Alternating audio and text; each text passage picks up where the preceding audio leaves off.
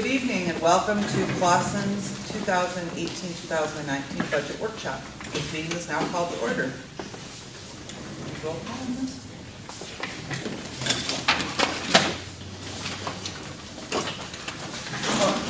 Mark, you want to start with Well, I just, general overall?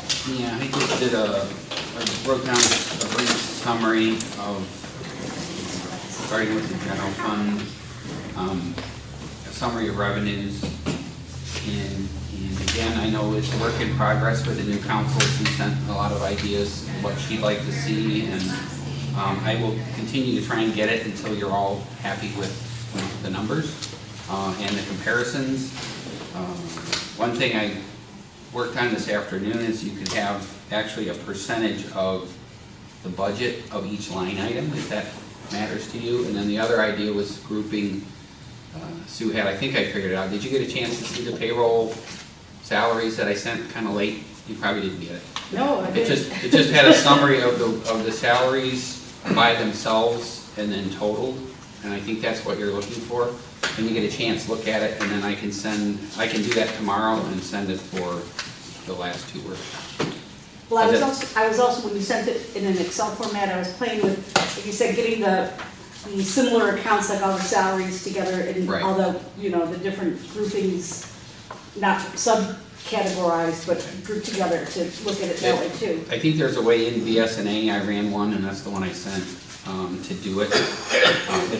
There's a lot more print there than needs to be, but, because it still does the summary by department, but it does the total of all of that account number. Actually, I just took the Excel spreadsheet that you did, and then I truncated from the right the numbers in, and that gives you the account numbers. Okay. And then sorted it by that, and that gave me the groupings together, and then you can easily just do subtotals based that way. Okay, so you did it through a sort, account number sort? Yeah. But the property tax revenue by itself is 63% of our general fund revenue. So obviously that's an important part of our general fund. We get most of our revenue generated through property taxes. As in years past, when we have an increase in value, we end up having to roll back our millage. The Headley rollback is going to result in a drop in what we can levy. It actually works out to close to $103,000. Had we not had the Headley rollback, we'd have another $102,000 in revenue in the general fund, and unfortunately, or I guess fortunately, as a taxpayer, we won't get that revenue, and residents won't have to pay it. Yeah. So we've, looking at your year-to-date, so we already taken in, when do those payments get made? I don't even know, because it comes out of my mortgage, right? Yeah. So, go ahead. Stacy in the treasurer's office collects taxes through the year, and then at the end of the year, there's a settlement with the county. The county gives us the money that's owed to us in real property taxes. Anyone that hasn't paid, the county settles up with us and pays it, and then they collect it directly from the homeowners who are delinquent. Oh, And then they charge them an additional delinquency. We collect the delinquency up through March.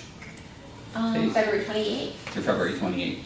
And we get that money, and then, so we get settled up. Personal property, they only collect, they send out notices and collect as it comes in. And then one of the big numbers on here that's a negative is when every 5 years they write off the oldest personal property as bad debts, and then they send us the information, and it was about $7,500, I think, is what we had to write off this year. But personal property, they send notices to collect. A lot of times what happens is the company's gone out of business, and they don't pay their personal property tax. And then it sits on the books as a receivable for 5 years, and then they write it off. After 5 years, whatever's not collectible, it's not a horrible amount when you think about it. I mean, $7,500 written off from 5 years ago is not too bad. The good news is the state kept their promise, and we do get, through the local assessment, I think our tax numbers, the amount that's local community stabilization is what they call it now. They take money from the use tax fund and they reimburse us for the property tax that's for the small businesses that they eliminated. And we are getting 100% of that money back. So I didn't hold out a lot of hope that we would. I figured we'd probably get 80%, because that seems to be what they're doing with the state share revenue, but So on They've the kept year, the promise. on the year-to-date, there's $43,479 still yet to be collected. Is that what we're going to get when the county settles up, or are we not gonna get that? Right, well, if, in the real property taxes, when everything's settled, we should be very close to the figure that we start with in revenue. But same thing there, we have tax tribunals and other things that end up getting deducted from the total, so I'll take a look in total to see how much of that I think we'll end up getting. But there will be some of it we may not get. Okay. But the other item that's kind of a larger amount that I noted was the state shared revenue, the constitutional, which is 576,100. They do anticipate less than 2% increase next year from what the previous year was, and that's sales tax, state income tax that we get a share, and that's all a formula protected by the Constitution. The item under that, the CBT state share revenue, is the one they keep taking additional amounts from. They made us do the dashboard. What used to be EVIP is now CBT, which is really city, village, and township. And that share is supposed to stay the same again, the 144.2, but I did hear rumblings that in the budget submitted in either the House or the Senate, that they may take away the decrease, which I don't know how that impacts us overall, but they may take away an anticipated decrease in the CBT part of it. So again, it's unfortunate they tend to take money from city, villages, and township when they need to balance the budget. But those are the ones I noted are kind of a larger percentage of the total. We do expect an increase in the budget of just over 1% in the general fund from the amended budget of the current year. And so increase in revenues is good, it's just not, it's not a whole lot of money, it doesn't make a huge difference at the end of the year. And then I noted, on the expense side, I noted, anticipated, we met, so far we met with all the unions, we haven't settled any of the contracts yet, but I put in for a 2% wage increase for employees, and I think, and Sue pointed this out as well, each department is not always gonna have an exact 2% increase, and a lot of it depends on, I have a spreadsheet for every department, like clerks, for example, you went from 16, 17, you had Mike and Michelle in there. Michelle was on the maximum of wages, and Mike was high for a deputy clerk. So those two combined was quite a bit higher than, now Mike's the clerk, he starts lower than where Michelle was, and then Victoria coming on to take the deputy clerk's position would drop. So you have a difference from 2 years ago to this year. It's less, but if you look at the amended budget for this year, which I tried to remove, again, guessing at when Michelle was gonna leave, you see a difference in there as well. So it's not always gonna be the exact amount. Sometimes percentage compared to last year is higher because of the change. Like Mike's in a step program where he would be get a little bit higher raise. Same thing with Victoria. But compared to 2 years ago when Mike and Michelle were here, it's lower. So it's not always gonna be an exact change. I think when I ran that report, a lot of them showed higher, but again, individually, we have people assigned to each department, but it's not necessarily the people that work. DPW is the main example. I have a certain number of people assigned in that summary that I did to each department. And it may or may not be the people that actually work in that department, because DPW guys do bounce around. But same thing there, if you've got people, newer people are in step raises, we do anticipate 2 retirements in the next fiscal year, and those have an impact on the dollars as well. So the new people coming in start at the low end of the scale, so you have adjustments there. But I do a spreadsheet for each fund in each department for wages, and if that's something you'd like a copy of, I can send that out to you, so you get an idea of the breakdown. I did. I was just curious, based on like the DPW, since it's still going to water and sewer, so Right. how do you make it, I'm just curious on how that determination is made. Well, Where you need to We stick them, or are they always the same move, role? we do move, water and sewer are generally, they have like the S2 license, or the S3 license, or the S4 license. So we do have people designated to water and sewer that work I won't say exclusively in water and sewer, but mostly, like, they'll also, if we need someone to come in and drive a plow during the winter, the water department's available as well, they're on the list. But for the most part, they do water and sewer, and we have the people assigned to water and sewer based on The the, certifications. exactly, and then the amount of work as well within the water and sewer department. And I'll check with Rena again, but usually about every 2 or 3 years, I ask our auditor, do we have the right breakdown of people within the department? To Because be fair. I was surprised that there was more assigned to the water and sewer fund than for on the DPW side of things. Yeah, we have, is it 6 in water and sewer, full-time, and then, Oh, it's 5 on water and sewer, 5. full-time, okay. and then 4 on the DPW. So when I first saw that, I thought, how in the world did 4 guys plow all that snow? You know, and then I'm like, okay. But we have people in parks as well, we have a couple in parks, so, and those are all DPW. DPW breakout is usually DPW parks, major local streets, which we decreased, we had 2 each, and now we have 1 each. And one of them moved into DPW, that's why the DPW numbers are going up so much. And then the other one we put into water and sewer, because I think Dave Williamson, when he checked 3 years ago, said you could have up to 7 full-time employees in your water and sewer based on your activity. And we've never had, I don't think we've ever had more than 6. But it fluctuates between 5 and 6. And again, it's just based on, there's a certain, like major local streets, we can't exceed a certain percentage of our gas tax revenue in what they call administrative costs, so we have to keep an eye on that. And the fact that we just decreased those, which is another conversation I had with Dave 3 years ago, he said when it comes time for you to start doing infrastructure work, change your assignment in major local street to 1 person from 2, which is what I did this year.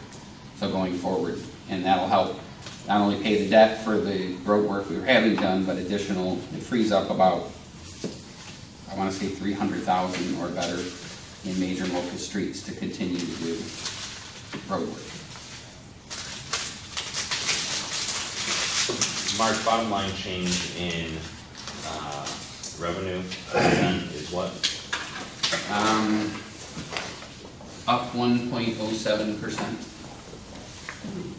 And then the expenditures are down 3.59, and as we know, the biggest reason for that is the pension bonds.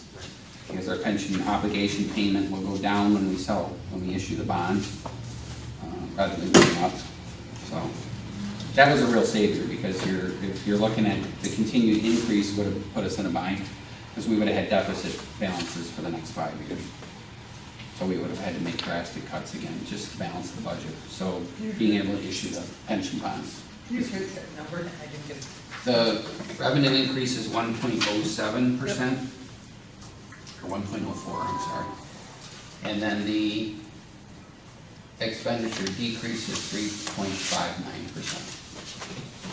So it results, in this budget, it results in a surplus in the general fund of $103,160. That's from the amended budget, right? Yes. Yeah. And I think Matt, you pointed out last year at the workshop that you went back to like 2002. Yeah. And our general fund revenue was almost exactly the same. Yeah. And that's what we've experienced over the years when we had Headley is a big impact on our general fund revenue, just because we have to roll back when housing values go up. You know, it's the same thing. If we could get Lansing to change the way they fund communities, it would certainly make it a lot easier. Nobody wants to go back to hammering property tax. So I don't see Proposal A or Headley changing. But it would be nice if they allowed a roll-up when what's happened in the last 5 years happens. Because we went from 410 million in taxable value in 08, and we're at 350 million, and that's with increases, significant increases over the last few years. So, but the projection by the county at the time was it would take between 20 and 25 years to get back to the level we were at in 08. And that makes it difficult, because, you know, if you want to go back, if you want to uncap, you got to go back to the voters to get uncapped. So you said revenue was up 1.7, but Oh, so. 1.04, I think. I actually looked at the wrong sheet. It's 1.04 is the percent change. But this, the budget that you gave us for revenues, it shows, last year, the amended budget had 7,908,180, and this year it has 7,732,060.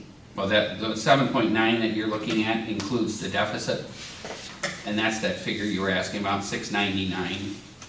There's a 699, if you're gonna have a surplus, and this was a requirement of the fund balance program, if you did a budget amendment, you had to balance the entry, and if you had a net surplus, you had to post it in 699.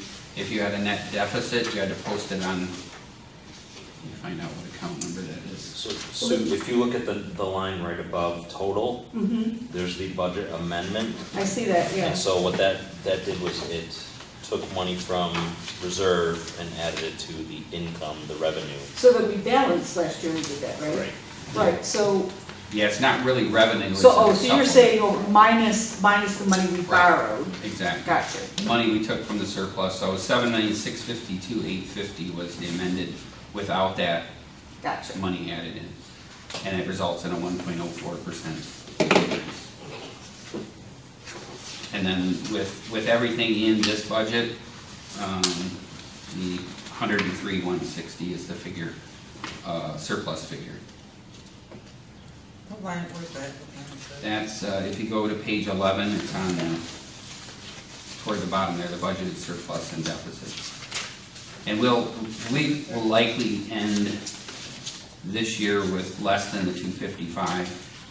You know, keep our fingers crossed, because the healthcare claims the first 3 months were really low, which is good, because we needed to offset the previous 6 months of really high. So we did have a good first 3 months in healthcare claims. And again, it's some of it's pre-65 retirees and some of it's active, but usually early in the year, that's when everybody's hitting their deductible. So they're wiping out their HSA. And so the claims are lower, and that's what's happening. You get incurred but not processed reports from your broker on your plan? We don't, but we do, they have what they call an illustrative rate.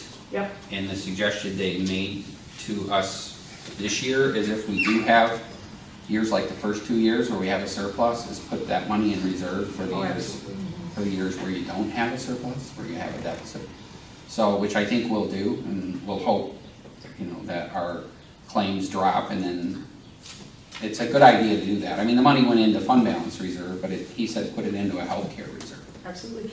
They should be able to get you an incurred but not yet processed report, which would help you. Those are claims that we know people have received the services, but the bill hasn't been processed and paid yet. So that would help you, because if you had a good 3 month, chances are if there were services that aren't paid yet, it takes usually 6 to 9 months for claims to be paid, especially the really, really high ones. So you're gonna see about an 18-month lag on your claims versus when services are received. So it's an illusion that you start off with low claims, because there's probably stuff out there. So if you can get that report from your broker, it's gonna help you balance budget. I mean, I know we have people waiting, so is now the time to ask questions about revenue, or should we hold off until another? It's up to you. I mean, it's up to you. I just don't want to forget my question. Maintenance charges DDA 672.248 for 3 years in a row was 20,000, and this year we're budgeting for 10,000. Yeah. And that's revenue for the city. What It's just, in order to balance the DDA budget and not put them in a deficit, we would have to decrease that cost.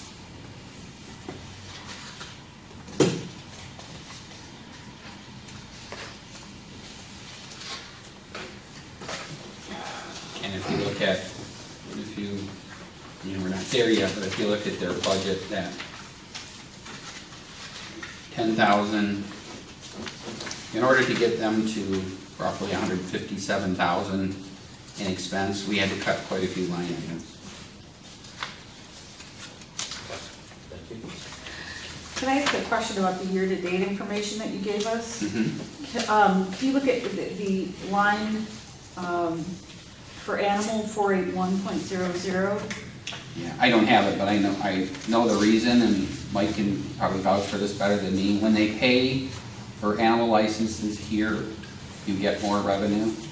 Well, That is year the to case date for though, the you have a negative $2,000. Right, so what we collect and what we pay, there's a timing difference. And I saw that today after you sent your question, because it was one of the things on your list of items. So I'll have to have Mike check into it with the county, because the county bills us, how often do you have to pay them, Mike?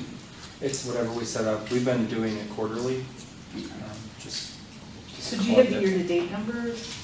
Am I looking at the right? Which? See, where we This at? is, he sent an additional attachment with year-to-date, and it Oh. shows that we're in the negative $2,227. We're paying, excuse me, we're paying for animal control, so that might be why, and then eventually that. We pay for animal control? But it's on the revenue portion. Maybe That's it's part just of the, put the wrong line item, I'll shut up. Oh, 481. I believe that would be good. Don't we pay for animal control? Isn't that part We of don't it? have any animal control. Through the county, I don't know what, I'm not aware that they bill us for it. Okay. I think it's through the I license. think it's through the licensing then. So in essence, whereas in the past, that was revenues. Because we would get the entire $7 or whatever we charge right now. If it's which they increase the rate, so if it's a $10 license, we get like $1 of that. So then the rest, in essence, we're paying them. So they get the So I majority. would think that we need to find out if we do have some sort of animal services through the county. We do, they come out and they'll do stuff. They actually, and they're part of the census, they do the census. They come out and they'll respond to any animal issues, well, that are under their, not like wild animals. But picking up dead animals, I don't believe they handle that. And to Sue's point, I think we should look, if we can get a separate bill for animal control, we should look at that as an expense. Yeah. So it doesn't impact, I'd rather not have a negative revenue where we can avoid it. I see animal control, they do nothing. All they do is try to knock on doors, see if you got dogs, and then charge you, give you tickets. That's what I'm curious, what I what's hear. their yeah, that's, That's all they do. if there's any service, we need to get that out. Yeah, they run around, collect money for them. And not very, cool.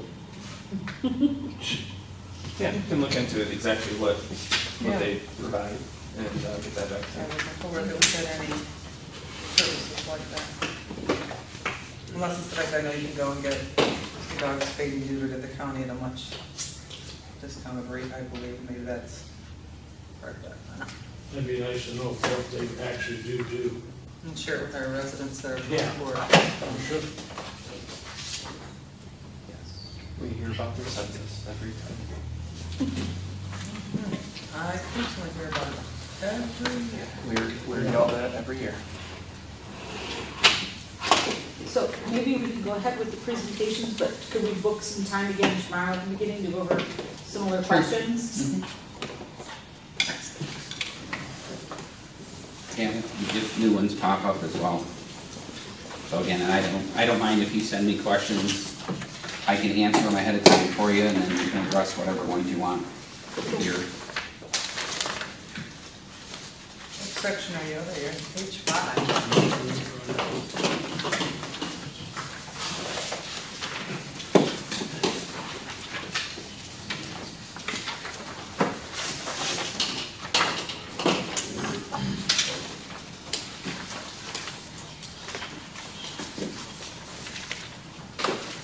Can I start on page 4 with the assessing department first?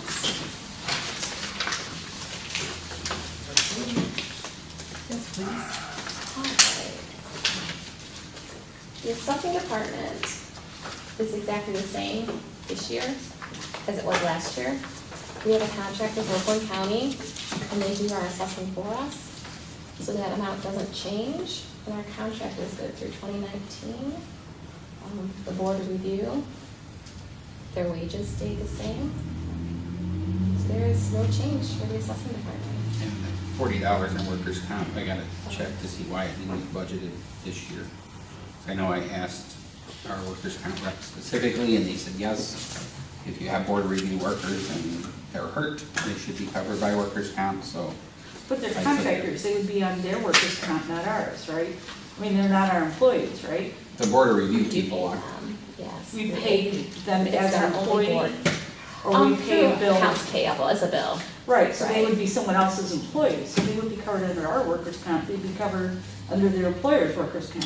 I think when I talked to our workers' comp rep, he said if they're injured in your, I guess we can ask if they can It's like a sign one of contract those. employee. Yeah, but well, they're performing a task for you. But they're not our employees, they're an employer's. I think they would have to Yeah. fill out the waiver that We do. we have for That's how we do contract ours, yeah. employees. The board of Covered review just to is bring up the board of information. review employed by us, right? Yes, Is this they're guy's appointed, appointment? and then they do get paid for their services. They're here for a minimum of 3 days in March, 1 day in December, 1 day in July. But it's through accounts payable, so they're not, Okay. they It's don't not a get taxed. 1099 or anything, No, right. not at all, So no. I'll ask our workers' comp if we have them fill out the sole proprietor form and keep it on file, then that would exempt them.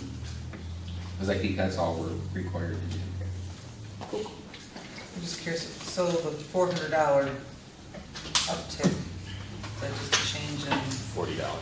the board of review, it was $900 and then it went to Well, $1,300. 2 years ago it was 900. Only budgeted 9, so, okay, never mind. But the reason for that increase 2 years ago is if they need to extend the board of review by a couple days, they only schedule it for 3 days, but they have 2 unofficial days as just-in-case days. So if they get a ton of people who get their notice of assessments in the mail, they're not happy, they're booking a ton of appointments, we need to extend. And since they are our only board that does get paid, that was the reason for the increase, was just in case. Thank you. And for the treasurer's budget, page 5.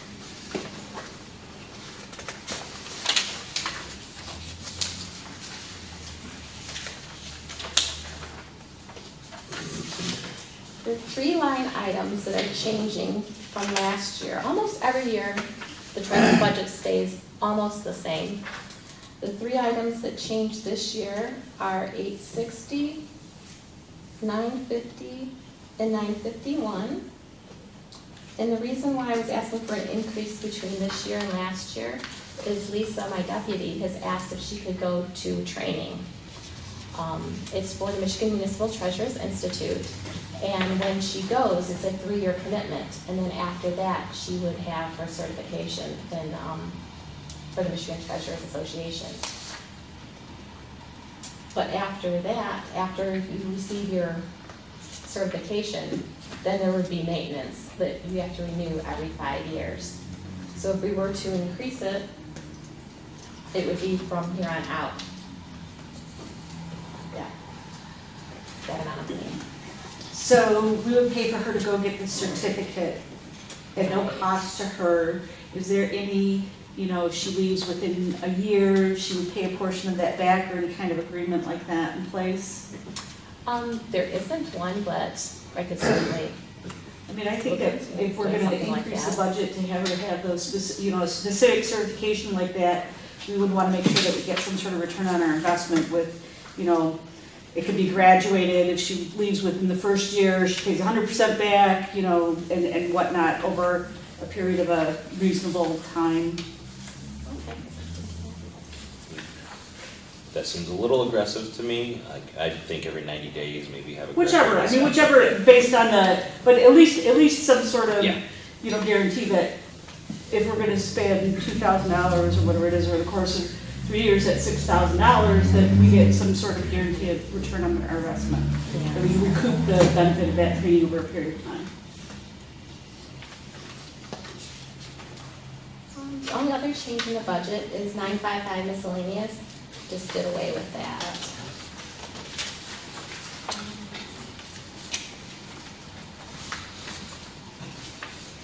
Then on page 5, I have automation.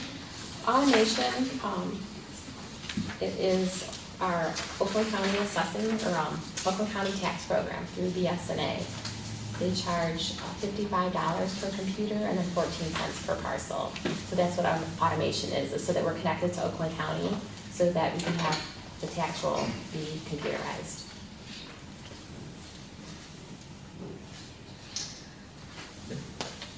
So in the past couple of years, you budgeted money for miscellaneous, and you didn't budget any this year. Did you actually use that money for miscellaneous? I think in 2015-16, we used about $20, and that was a nice thing. We have a special needs high school student who would come over every single day and take our mail to the post office. So it'd give him purpose and give him a job and something to do. And Sure. at the end of the year, we bought him a gift card to McDonald's because that was his favorite place. And So I guess I'm just curious why that wasn't included. I mean, that seems like a super cool thing to do. Why would we not want to make sure that we plan for that? yeah, it's such a low amount. I just took it. I could take it out of operating supplies and just save a little bit of money.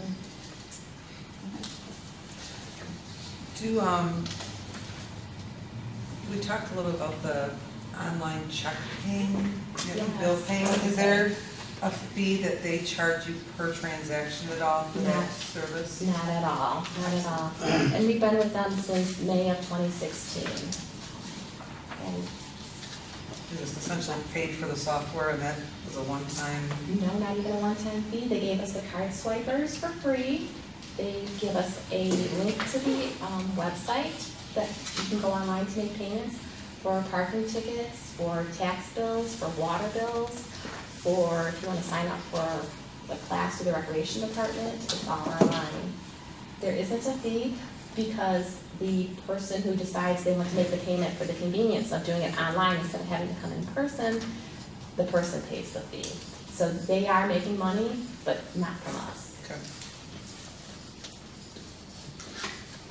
They're like pretty slick deal. I saw them at the MML conference and Yeah. sitting right next to each other and stuff. So I'm glad that you took advantage of that. They're really good. It's a really great Yeah. program. And the customer support is fabulous. Anytime you've had a question, they're right on it. Thanks. And then last is capital improvement, and there isn't any for 2018, 2019. The following year, we do have computers budgeted, but that's for 19, 20.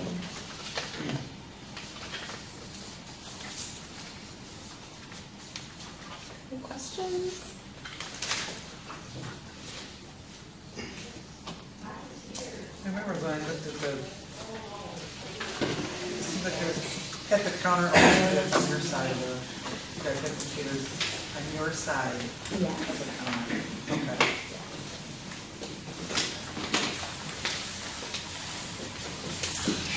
Okay. Thank you. Thank you very much. You have your friends here?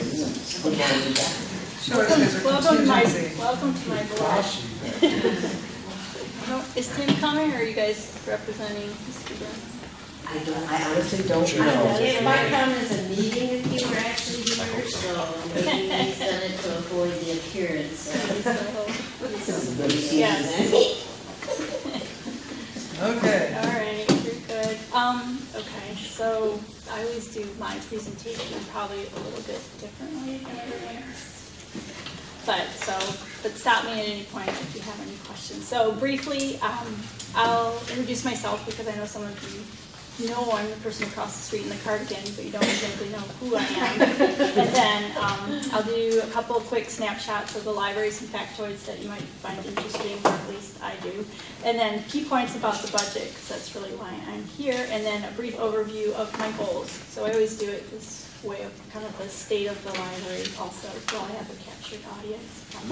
So I've been here 20 years. I have my master's in library information science. I went to Wayne State. I clerked here for 3 years, and then unfortunately there wasn't anything full-time, so I became a corporate librarian. I worked at 3 different ad agencies. I ran 2 of the ad libraries, and I was a senior librarian at another one. While I did that, in the evening and on weekends, I would come and work at Clausen. So I put in 60-plus hour week, working on things like Navy, Chevrolet, any government accounts, car accounts, Chiquita Banana, Kroger, and then I'd switch, and then you'd end up finding Charlotte's Web books and some of the back and forth. But I did that for at least 16 years, and then slow but sure, I was able to get more hours here. I became full-time And then just a few weeks ago, I crossed my 5-year mark of becoming director of the library, which has always been a goal since 1993, so I did it. So, Congratulations. thank you very much. Yeah, I was very proud We're of glad it. you're here. Thank you. I'm actually very glad I'm here too. So anyways, that's a little bit about me. So I kind of have corporate in the background, but a love for public also. So, okay, some snapshot factoids. Since the beginning of 2018, we've had over approximately 27,000 visitors in the last about 3.5, 4 months. So, and we average about 300 to 400 patrons a day. So we're pretty busy. 7,000 ebooks and e-audiobooks have circulated since last year at this time. And now we have a subscription to RB Digital, which allows patrons access to online magazines also. We just launched that last month, and that's doing quite well too. We are up to 893 likes on Facebook. Last year we were at 772, so people really do like us. That's nice. On our Instagram account, we have now over 1,000 followers. We get a lot of response. I don't know if you follow our Book Face on Friday. We do have a celebrity in the audience. We may have done it also once. So it's kind of fun. We get a lot of interaction. It's a good way to showcase what we have at the library. Authors through books we showcase respond to us. So I like it. It's a good way, and I know people look forward to doing it. I think we've been doing it for about 3+ years. So we enjoy it. If you ever want to be highly entertained, come and see the behind the scenes of us doing it. So it's usually I'm the victim / model of who's doing it. So in the months of January through March of 2018, we have circulated over 23,000 items, and that's approximately the same as last year at this time. And then we also participate in something called Melcat, which is the statewide catalog that allows us to share materials among all types of libraries within Michigan. We've received 336 items from July 2017 to March 2018, and we, from our little library, have sent out 939 items during that same period. So that's throughout the state, people requesting stuff from our collection, which is fantastic. So truly the spirit of cooperation works. So we're very proud of ourselves. Yay.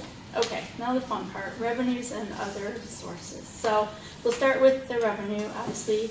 In line 654, library non-resident fee, we have one Troy patron who pays $100 every year to have the full services of our library. She came over when it looked like Troy was going to close, and so we do offer non-residence fees, so we do get 1 or 2. I spoke to her the other day, and she pinky promises to renew again, so she will be back with us, and so that's where that money comes from.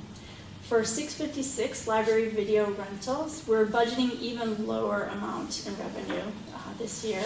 I'm not going to call in the dogs on this line. We're definitely becoming more of a supplementary source as patrons continue, as I said last year, watch YouTube, Amazon, Netflix. We just found out with our subscription to RB Digital, we will be able to have streaming video also.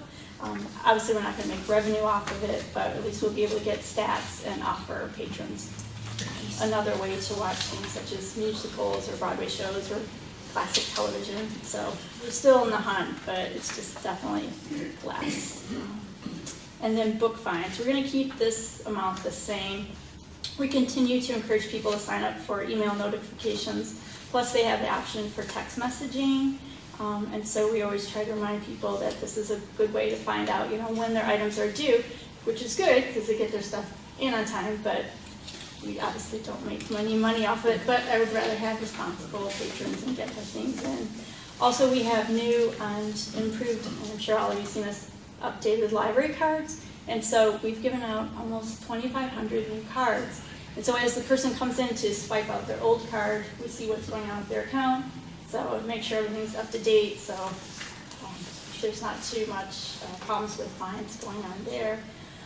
Also, we give courtesy calls. So we print up reports to find out, who's got what, if something lost. So we actually pick up the phone and personally reach out to our patrons and ask, what's going on, and you hear all kinds of stories, but that helps keep everyone's accounts healthy. Also, finally, we're switching over circulation systems, which I'll talk about shortly, but in the process, we've been getting so many spreadsheets about what's going on, and so we've been able to keep everything updated and current with our patrons. So we have very healthy patron library card accounts, and that's why we're just gonna keep that amount the same. So the patrons have the choices of print, automated phone calls, email, and text messages. If we do find that it's becoming an issue, we may be able to adjust our fine threshold. Right now, a patron has to reach a fine threshold of $15 before their card is blocked. And we do have a handful here or there. We could always lower it down to $5 if we have to. We don't really want to do that, but we could. You could take it all the way up to blocking a card at $50. I think that's too high, but so it's an option, but one I want to hold off on. Okay, expenditures. And the biggest one, part-time salaries and wages for my staff. You can see I'm asking for a substantially great deal more money for my staff, my part-time staff. And I want to explain why I feel they deserve a little bit of bump and increase. So there's myself and my youth services librarian. We're the only 2 full-time employees. And then I have 9 clerks, 1 substitute clerk, and a monitor. We have a very active after-school population, which requires us to have someone just kind of keep tabs on the situation. This is our 2nd year of having a monitor work during the late afternoon to early evenings. Not that I'm focusing on a particular population, but it helps that someone is there during those hours. We'll just say it that way. Everyone on my staff is cross-trained to do other people's jobs, including the monitor. My staff does circulation, they do light reference, they shelve, they help me with collection development, they process materials, they help me read the collection. Their hours range from 8 hours a week to about 20 hours a week. Every year we have staff evaluations. So it's in the fall. They evaluate me also. I sit down with everyone for about an hour. Each year they put a theme to it. One year it was a time to give thanks. One year they called it fireside chats, so I have a very cheeky staff. But it doesn't mean that's the only time that we talk. We're in constant communication. So there are no surprises. It's just more of a formal process to talk about goals, where we're going, things of their concerns, areas they think I can improve on. So no one's ever mean, but it's a good thing to do, to sit down. We just started an Employee of the Month program where we encourage each other to work hard and have outstanding customer service. And if your name is drawn, you get to pick from the white elephant box. So I'm gunning for the cranberry candle or the chopsticks. So we're gonna see, I don't know, it's this week, so we'll see if anyone chose me. And then Should we come by and drop in something better in your house? So maybe so you can upgrade your I don't know, I chopsticks, keep looking at the box to see. I'm so- gonna get a new microwave if you can slide in there. Seriously, we're totally open to taking whatever. I was looking in that bag and I thought, what is going on in your houses? But all right, no judgment passed. And then at the end of each and every day, we thank each other for our work. And I kid you not, it sounds hokey, and you can stand out in the parking lot and it's like listening to Goodnight John Boy and all that, but we do thank each other. So that is a nice thing. So just an example of my staff's outstanding customer service. When we lost heat last week and we had partial power, I said, what do you want to do? Your call. You guys are going to have to work in the cold. But because Royal Oak was closed and Berkeley libraries were closed because they had no power, they put their winter coats on, they put their hats on, and they worked as long as they could until we couldn't take it anymore, and then we lost power. We looked ridiculous, but we did it. So I let them decide, but they wanted to keep going, so we did it. So I would like to give my staff a 50-cent raise and keep the monitor on for the entire year. Usually it's just during the school year, but she's become a really big help. We're getting this new circulation system, so I need pretty much all hands on deck. And so it's been 25 cents at a time for the last several years. I've tried, and I think pretty much have kept it under budget. But this year I really want to show my appreciation for their hard work. Also, I just had a chat with the director of the Royal Oak Public Library. I'm sure you've heard about the construction that's about to take place over there with their new Civic Center. We're probably going to get a lot of their patrons And so to the point where they've offered to send their staff down to help us. Yeah, so it's gonna be pretty, we're glad to help, but it's gonna be a lot. No, those people have to pay out of No, city fee. we're a part of a co-op, and so Royal Oak is part of our 72 library co-op. So no fee, just as they honor our patrons and our library cards, we honor them too. But the director did say if it starts to get a little bit intense, that they will send staff down. They will pay for the staff. That won't come out of our budget, but they will, because they'll have less patrons because they're gonna lose parking. So instead of having their staff just kind of hang out looking at each other, come on down to Clausen. Help me, please. So, also I've adjusted other lines so I can make this possible, so, anyway, that's enough gushing about my awesome staff, but that's where I stand, my little staff, so. Operating supplies, I'm increasing this a little bit because I'm putting my miscellaneous in there, which with that we buy things like stamps and specialized glue and Kleenex and hand sanitizer and kind of the odd things like that. With operating supplies, we try to be very mindful with things to the point where we have ink pads that we flip over at night, so gravity draws the ink down, so we can try to get the most out of the ink. I know, and like we cut paper, so we try to be very careful with our operating supplies, but we do spend it on such exciting things as book jackets and DVD cases and cash register tape and toner and paper and CD sleeves, but I mean, we've actually made our own rubber band holders out of floppy disks and zip ties, so we try to be very mindful and frugal, but we do have to buy stuff because I don't know how to make toner, so we have to do it. So, if I could, we would. We totally turn it into some sort of Saturday children's craft project. Make toner at the library, yay! So, And charge a fee. yeah, that is totally true. Yeah, it'd be win-win. So for printing, I'm going to keep at 1,200. We rely heavily on social media, but flyers and posters do help, word of mouth. We try to balance how people like to receive their communication. Some people just like a flyer, some people, like I said, like Facebook. So in the public library, you must keep balance. And then we still scan the flyers to the schools, and they put that out in their newsletter. I know I went over a little bit last time, and that's because we've increased our programs. I think you can see in the hallway, we've taken over a billboard on a thumbtacks. I think we need to get all the stuff up there. I think Dave has stopped helping me try to organize it too. I'm just putting it up there. I'm lowering the number of flyers I'm making for adults, but we're keeping the kids' flyers at the same amount. And we do try to do a lot of in-house printing. And we do our own donation plates now and getting ready to do our own letterhead. So we try to be very crafty with our graphic design. So anyway. All right, 809, other professional services.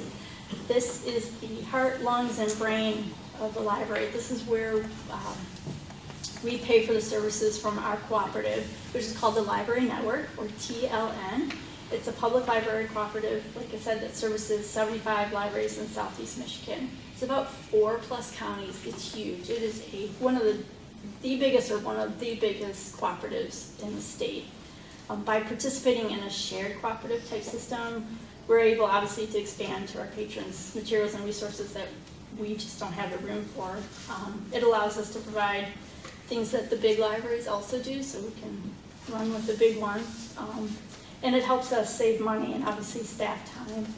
They help us with collection development, vendor discounts. They negotiate contracts for us on our behalf, which is very helpful. Otherwise, if we had to pay straight out, some of it would be just phenomenal. They help us with subscriptions and acquisitions. They are really involved in your computers over there. They If I do, have them right, not- yep, we if I remember outsource for the correctly. IT people, yep, exactly, yep. So every year we buy X amount of hours and they come over, and usually we go over it, but they are very kind in that they don't charge us for going over, or if we don't use all the hours, they're very kind in that they roll the hours over, so they're very, very helpful. We get 4 deliveries a week of about 8+ tubs of books. That means of books that our patrons have requested or things that we need to send out. So it is a constant moving machine of things going on. And then you're right, we do have TLN technicians that help us with our printers, upgrades. They come every quarter, make sure everything is healthy with the computers, our software's good, and making sure that any troubleshooting we have, they come over. So I'm gonna go up just $1,000. We're changing automation systems, like I said, or the fancy name is Integrated Library Systems. I don't know, Yonorama, but it just means everything that we use now is changing our circulation, how we buy our books, how we link our books. The whole thing is being gutted and a new system's coming in. They're still working on the formula because the network has a different budget time than we do. I don't think it's gonna go up too much. We don't have to buy new equipment, which is very good, but I don't wanna be blindsided. I just wanna be prepared. I've been told that we should budget maybe 3 to 5% increase this year, so we'll see. But the three key areas that I just want to focus on is the IT. Our filter is going to go up $25, our online filter. I'm also going to increase our bandwidth. So we're in a 3-year contract, and if I increase it, I'm going to almost double it. I'm only going to pay about $700 more. So I thought with everything changing as fast as it is, and a few times we've had all of it used and it's halted the library, and I never want to experience that then when I'm like just standing there and we can't use anything because all the bandwidth has been used up. So I'd rather buy it while it's low and get the huge bandwidth and then hold tight and be prepared for whatever may come. Also, they're nudging us that it's time to get Windows 10 on the computers, so we need to look into getting licensed. Otherwise, there hasn't been too much change in like email or firewall or anything of that. Will the new system be more efficient? So what do you see the biggest benefit on that new I system? think, yes, it'll be more powerful, more clean, yes, easier. I think once we kind of get the feel of it, I think the patrons definitely will notice it. We've had a lot of expressions of concern that the app isn't very good, that patrons use, and the catalog is a little clunky. It's not very elegant. So I think they'll notice that it's cleaner for them. So I think we'll have more happy patrons. But yes, I think once we get the feel of it, yes, we will be very happy on how well it runs. So we've had this system, I think, for about 13 years, and it's done fine, but it's time for a change. Thank you for asking that. And then there's not going to be too much of a change with our purchasing of books process either. So those are the three big areas. Equipment maintenance, I didn't use it, but I was there having the money just in case because I had a tragic event happen with the server room. And so I've been scarred deeply by that, but I needed to make sure I had money there. We got hit by a power surge and the room wasn't grounded properly and we lost almost everything. So I wanted to be prepared for that. Right now we're dealing with the projection system is a little bit cranky because we've lost power a few times over at the library, and so we're working with advanced lighting and sound, just making sure we're okay. And I sound like a broken record, but I'm going to try to get a copier this year because we've had our copier since the old building. And the one patron who's 93-year-old, bless his heart, has made me swear not to change it out, but I had to do it. I have to do it. I will help him. I will hold his hand, but I have to do it. Okay, 932 building maintenance. This line we're holding at $10,000. Despite having continued building issues, I think I'll hopefully come in under this budget season. I run very conservative. You can probably see that with my other line items just because I've had a lot of adventure with the building over the last 4 years. But this year I need to get the carpet cleaned and I need 4 of my chairs cleaned. I didn't get the carpet cleaned last year. I did the year before because the roof came in to the computers and I needed to clean the carpets. So I need to keep the windows we got cleaned, but I need to clean the inside. We're having a little issue with the emergency lights, so I need to replace some of them slow but sure. The emergency doors have been a little cranky. We've done okay this budget season, but I haven't had the correct conditions yet to see if we can take on the great flood or not. And I'm having some other issues with my bulbs and ballasts, but that's okay. And I won't go through the tale of the building, because Mark will have to come over and give me a Kleenex, but so far I think I'm winning, so I hope. I've not seen the water suction trucks out. I know. It was So I'm going, able to wow, put away it's still good, the yeah. absorbent tubes that the fire department was kind enough to give me, so. Some of those things you don't learn in school, is that what? You know, we did not have facilities management in library science, but you know what? I can tell you anything you want to know about breakers right now. So I know how to shut off the water in that building. I am very impressed and very scared that I know that. But I will win, so help me God, on that building. So anyway, so that's what's going on there. 950, seminars and workshops, 500 seems good. Thanks to our professional memberships, we have been able to attend seminars and workshops at either discounted prices or for free. We're also doing a lot more online webinars. This year we did a lot on mail resources. We did a lot of training with our network. I took a class on the opioid crisis in public libraries and how librarians are having to administer drugs to combat that. So, and this year we're hoping to go to the Michigan Library Association Conference, which is in Novi. So we'll be able to do that. Every year it's in different parts of the state, so it's not really realistic for us to go. But Novi we can do. So that's our hope. 951, memberships and dues. We belong to the American Library Association and the Michigan Library Association. And we're going to keep that number at 900. We have an institutional membership to MLA, and Kristen, my youth services librarian, has an individual one.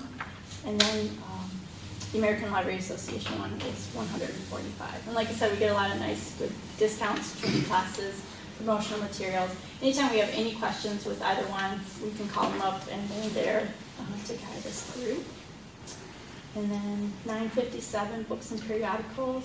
This covers traditional books and periodicals and includes ebooks and also audiobooks. And like I said, we now have a subscription to what they call RB Digital, which is mainly e-magazines. However, this one is paid through donations, so that one does not come out of that line. I've decreased the amount for a few reasons. One, fewer magazines are being published and or ceasing, and it's mostly going online. My friends at the library are helping with nonfiction books a little bit more and a lot of our audio books. And we're having a lot of patrons donate money to help with the large print collection since we no longer have the CDBG account or grant. So that was everyone working together. I'm able to take it down a little bit through everyone's hard work and commitment. Overdrive, which is the formal fancy name for our ebooks and e-audiobooks, the price is going to go up $165. They've been able to keep the price down for 8 years, but this time they need to increase it a little bit. And then, like I said, with our magazines, because so many publications are ceasing or cutting back, that number is probably going to be down a little bit also. And then 958, video purchases. We're going to lower that because less revenue, less spending. One of my staff members went out and bought us a CD DVD cleaner that cost several $100s out of her own pocket so that we can try to clean the CDs and save them as long as we can without having to go out and repurchase them. So everyone is trained on that. And we've also received some very nice donations from a couple of Clausen patrons for DVDs every year. I think they get first dibs, of course, with what they donate, so I don't know if that's part of it, but we're very grateful. And also we have a movie license, so we can show movies legally in the library. That costs us $377, so on that snowy day, come on over, we'll probably have a movie on. We have Popcorn and Pages coming up, so we're showing Charlie and the Chocolate Factory, and kids, of course, are reading the book too. Because the book's always better than the movie, but so that's how that's going. No request for capital improvement. We'll continue to replace our computers because there's still a handful from 2009, 2010, right? And so we're replacing a couple each year. So, and then we're on the home stretch. Quick goals. Okay, so I had 2 main goals from last budget meeting, and I think I've accomplished them, or hopefully. as we all heard me ramble on at the National Library Week and read in that article, which please do not let me speak after 9 o'clock at night, that did not come off very well. The multi-generational programming is going great, and our collaboration with businesses and other city departments, I think, went really well. So we've done things like coloring, movies, crafts, puzzles with mixes of different age groups, and at first my more mature population were like, come on, Jen, really? Teens in here? And I'm like, it's gonna be okay. And by the end, everyone's sitting together. It's good, helping each other. It's all right. And then puzzles, you can see different groups trying to figure out what pieces to go together. So we'll keep that up. And then as for the collaboration, this year we shared first aid and CPR training with DPW. We had a nurse come in, and people on their day off on a Friday came in. There were about 13 of us, and a nurse went through that. I'm still working with DDA on having SCORE and Michigan Works help with small businesses. And then with Melody at the museum, she's having her programs at the library. And then Parks and Rec, we're going to have our gazebo concerts coming up. And then obviously you saw the Arbor Day stuff that's going on. We work with the International Academy, so we have a tutoring program in the library. And then 24G, which is now in the bowling alley, they came over and they're helping us with our STEM stuff. They were here this summer to help us with coding programs for the kids. So, and my two main goals for this year, hopefully, is the American Library Association has challenged each of us to let people know what we do in libraries and everything that libraries have to offer. They want us to be creative to get the word out. So that's what we're going to try to do through various messaging to highlight our work and the individuals and communities that we serve. So that I'm going to accept the challenge from ALA and try to do that, which will bring me to my next goal. Bear with me on this one. It's a little quirky. But do you know that song from Sesame Street about the people in your neighborhood? Okay, so I'm not going to sing it, though I have the lyrics, but I'm not going to do it because I don't think everyone has heard anyone sing at a budget workshop. I don't want to be the first one that did it. So that is my thing about, the people that you meet when you're walking down the street. And I think social media is really good, Facebook's really good, but I think we're maybe losing a little touch about who we are and who's in our community. So my goal is that we need to have more face-to-face contact. So I want to have more programs and displays in the library that highlight the many gifts and talents of the people that are in our very own community. So that is my goal, and I already have people lined up, and I've had a few people in the past, so I won't give it away. But we have some very gifted, talented people, and I'll give one quick example. There's Ellen, who takes all kinds of pictures in the area and all over the place, nature pictures. And she called me over one day and she's like, Jen, come here, take a look at my birds. I'm like, okay. So I went over and she's like, look at this. And it was this amazing bird. Like, I've never seen this bird before. And it was close up and it's on this nest and it's on this, looks like rocky beach or something. And I'm like, oh my gosh, where did you go? She's like, it was at the Clausen Shoe Repair place in the parking lot. I'm like, oh, so, I mean, who knew? But through her eye, it was a gorgeous photo. So I think people should know, look, we have all kinds of really cool things here. So that's what I'm going to try to do, is draw focus back to the many gifts and talents that are here in our own backyards. Okay, that's it. I'm done. That's it. Very Okay, nice. thank you. I wanted to back on you talked about some of the memberships allows special training, so you had taken the opioid and things. Is that something that city staff in general could do that training, or only because it's a library thing? That's a good question. It was an online webinar. I mean, you can always welcome to huddle in my office or log in and listen. So I didn't actually go. Well, so I'm wondering if something that we can offer in the room with the big screen TV and just log in and show it in that room. Yeah, every once in a while they do offer it. So yeah, and I could say, hey, this is happening. Come on over and take a listen. It might have a little bit of a library. Well, maybe something else to just kind of keep your No, eye I'd open be for happy to something say, like that, and then hey. throw it out there and see who's interested, and No, I could definitely be happy to do that. see if we can use all of our resources and your talents and knowledge and Yeah. expand anybody that wants to participate, because you have a lot to offer, lots going on, and We do. Just what was it, 95,000 people visited the library last year? Yes. 96,000, Thank you for 96,200 remembering. or something Yeah. like that, so We had a few people come over. you're busy. And so that's good though, busy's good, that's what we want, so. But yeah, no, I could keep everyone posted, hey, this is going on, over, we'll drop the screen now. So, yeah, thank you. Any other questions? Just very quickly, I love what you guys do. I have a library book at home right now, It's okay, if you need a review, halfway give us done. a It's, call. no, it's not due till Monday. That's good, all You right. got a text her? That's okay, or not, we'll take the revenue. Yeah, a few of these dollars are for me, but and I love hearing what you guys are doing to stay fiscally responsible, and I think that everybody in public service should take note. I do just want to point out, but between the salaries and wages over 2 years ago, that's an 11% increase. Right. And then part-time salaries and wages is an 18% increase over 2 years ago. And I personally like to take that look back over a 2-year period. That's fair. But I just wanted to point that out, especially when still operating at a deficit, just something to be mindful of. And I'm not saying that your people aren't worth it, I think they are, but, No, that's, I'm open to your thoughts, so thank you. And I will step up and defend. Jenny has been very patient as the library director, Oh.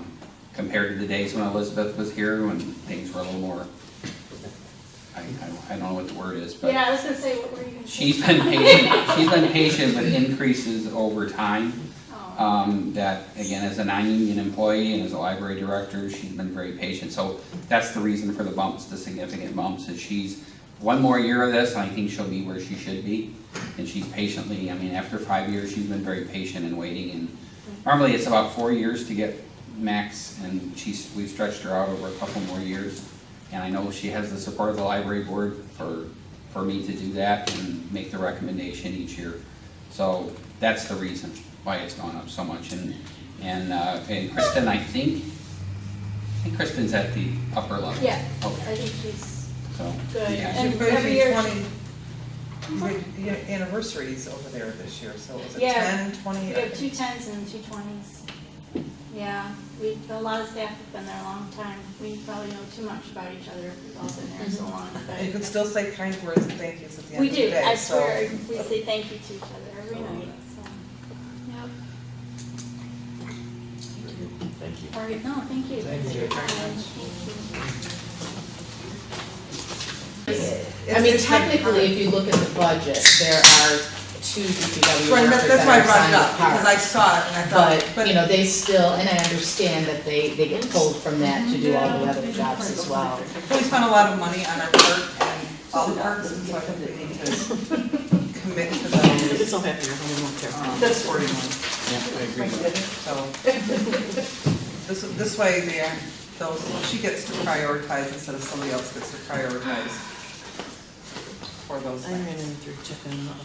I will make that happen. Just because when I saw it in here, I'm like, okay, it's not really what we're here to talk about, but I think it's certainly something we can maybe discuss and work on and see if there's a way to maybe get the parks Doesn't usually call it one day. requests, have a little more support, or at least And it moves to the casino and. somebody in-house Chrysler that's event. reminding them, hey, you know, we got this Big list deal. of things that kind of need to be done. It Because wasn't on. it's, like last year, I had a whole list, I went to all the parks and saw things I had that something needed on to be them, attended you to, know, and, you know, I talked with Doug about it, gave him a list. He says, give me the list, so I gave him the list, but, you know, some of the things don't get done, there are things like painting the place, you know, some of the swing sets that don't look good, or the bleachers, or, you know, some of that kind of stuff, it's not crucial, I mean, it's not, because I mean, if they start with you, then they knocked out one a day. You know, Yeah. whatever, if they're gonna meet Yeah. these today. So then you can start knocking those off your list, because I'm sure, right or wrong, mowing the grass probably takes priority over paintings, Right, everything, because there's maintenance they're issues that desirable things. you know, and then, I You mean, can wait everything till comes tomorrow. up, and they have Right. people who get hurt and they're out, and they have people that are sick, so then you gotta pull people from other places, and, hey, I But totally your understand priority, that. and all the Yeah. money that we spent on that stuff. is Yeah. done. We should plan for that. So, that would be great. I'm not sure how you wanted to start. I know that at one point we were told that you kind of wanted a list of bigger things, you know, that we see in our building or at the parks that need to be attended to. I don't know if you want me to email you those lists or if that's something we're talking about here. You know, those would be things that would probably, some of them would be capital things, you know, like the parking lot at Hunter is really bad. And that's something that's gonna have to be addressed at some point in the not too distant future. We kind of keep putting it off. And That's things, almost like an infrastructure thing more than I think of it as. Right. yeah, it really is, Parking. it is like an infrastructure. I mean, I wish there was a way to make the parking lot bigger because it's a constant problem. You know, we can't expand any of our programs because we don't have parking to support There's an anymore. empty lot. Yeah. And it's a dangerous parking lot. It's very narrow, and we have senior citizens driving, and we have, not that routinely senior citizens are bad drivers, but we also have parents bringing children to the preschool who are in a hurry to drop kids off and get to work. So there's a lot of things happening in that parking lot, and it's not a very well-designed parking lot. So it is something that, you know, I hope at some point we can address, not just from an infrastructure angle, but just from the fact that I don't know if there's a way that we can make it a better parking lot. You know, it's unfortunate that, not unfortunate, but it's a school, and you have all this land around the school, and there's all this land that's not usable. You know, there's this big chunk of grass that's between the building and the fence line, you know, to the north, and between the building and the fence line to the east, but there's nothing we can really do with it. It's just grassy area. You know, it's so. Has an engineer or anyone ever looked at what potentially could? We did have, several years ago, Harry Drinkwine, it was probably AEW too, came out and evaluated what we could do there to expand the parking lot. And there were drawings and everything done, and essentially they would move, you know, we would keep the soccer field, we would move some of the playground to that grassy area more towards the back of Hunter or to the east. And then the parking lot would be more of an L. It would come down, but it only gave us about 26 spots, which, you know, is a significant amount, but the cost was like astronomical because it's just so much cement and Well, I believe Tearing the stuff up. sewer issues Yeah, that there's came sewer, into yeah. play, it was just not. it was a major cost. And I think when you looked at it, 26 spots for that kind of money, it seemed like it wasn't probably a very fiscally responsible thing to do. Did it increase the safety of the lot, you think? I or mean, just- it wouldn't have addressed the width of the area that's currently there. It just would have provided basically more spots and probably more of an area to turn around. Because sometimes when we're really full, people drive all the way down to the end and there's no spots, and then they have to back all Been there, the done way that. out. Yep. Yeah, and that's not fun, so. Anyway, so, those are that's kind of the big thing at Hunter, and then the floors in the hallways, you know, some of the floors are still the original floors in that building. And if you go in the halls, you'll see it's all patchwork where we've had to replace and repair, and they don't make the same size tiles anymore, and the tiles we have are asbestos tiles. You know, so those are things, we're slowly doing it. We got the senior dining room redone, we've gotten a classroom redone, and a couple classrooms. So there's still the hallways and essentially 4 classrooms that would need new flooring at some point, you know. I mean, it's not urgent, but that's something that we want to keep on the capital. We can keep kind of pushing it back and maybe, you know, work at it here and there. We did look last year, we talked about looking at getting the whole thing done and would they give us any kind of a deal, and it really didn't provide any kind of a great discount for us to try to do the whole thing at one time. So were any classrooms on the list this year? Is there anything Well, critical actually, over there? No, I would say no. We just got the hallway floors stripped and re-waxed, so they look pretty decent. And the other classrooms will be fine, for a bit.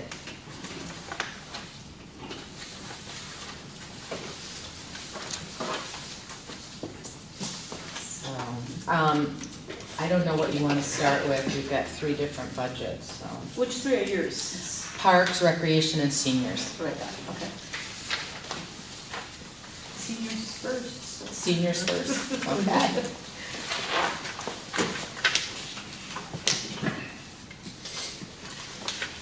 And Kathy, just because Sue and Paula, can you explain like the vehicle transportation, how that gets reimbursed and the type Okay.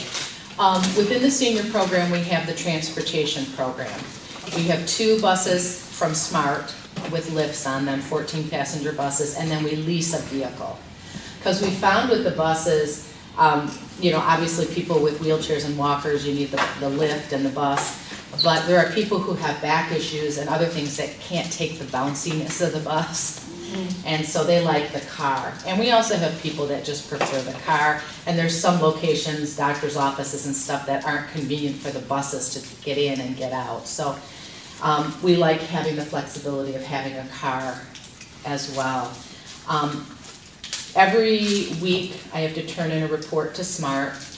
We have to keep track of how many passengers we take, how many are just senior citizens, how many are disabled senior citizens, how many are just disabled people that are not senior citizens, and then just we can do regular transportation. We only do regular probably once a year, and that's when the South Oakland Shelter is at the Methodist Church for that week. We provide a bus for them in the morning to get the people back to the main office in Southfield. So we can count those people, we count those as regular passengers. SMART gives us, it's about $26,000 a year, I think, to help in 2 different ways. One's called community credits, one's called municipal credits.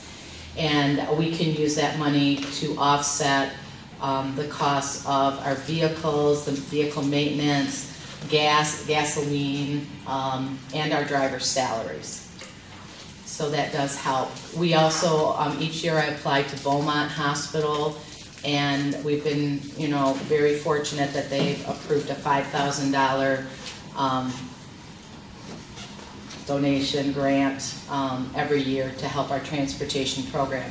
And with getting that, I have to do quarterly reports to Beaumont. We have to keep track of how many people we take to Beaumont doctors, Beaumont facilities, and then we have to, they also want to know how many we take to other medical facilities. And so we're always keeping these statistics that we have to, you know, prove that we're doing what they're giving us money, you know, supporting what we're doing. With SMART, like I said, we do a weekly report, we do a quarterly report, we do a yearly report.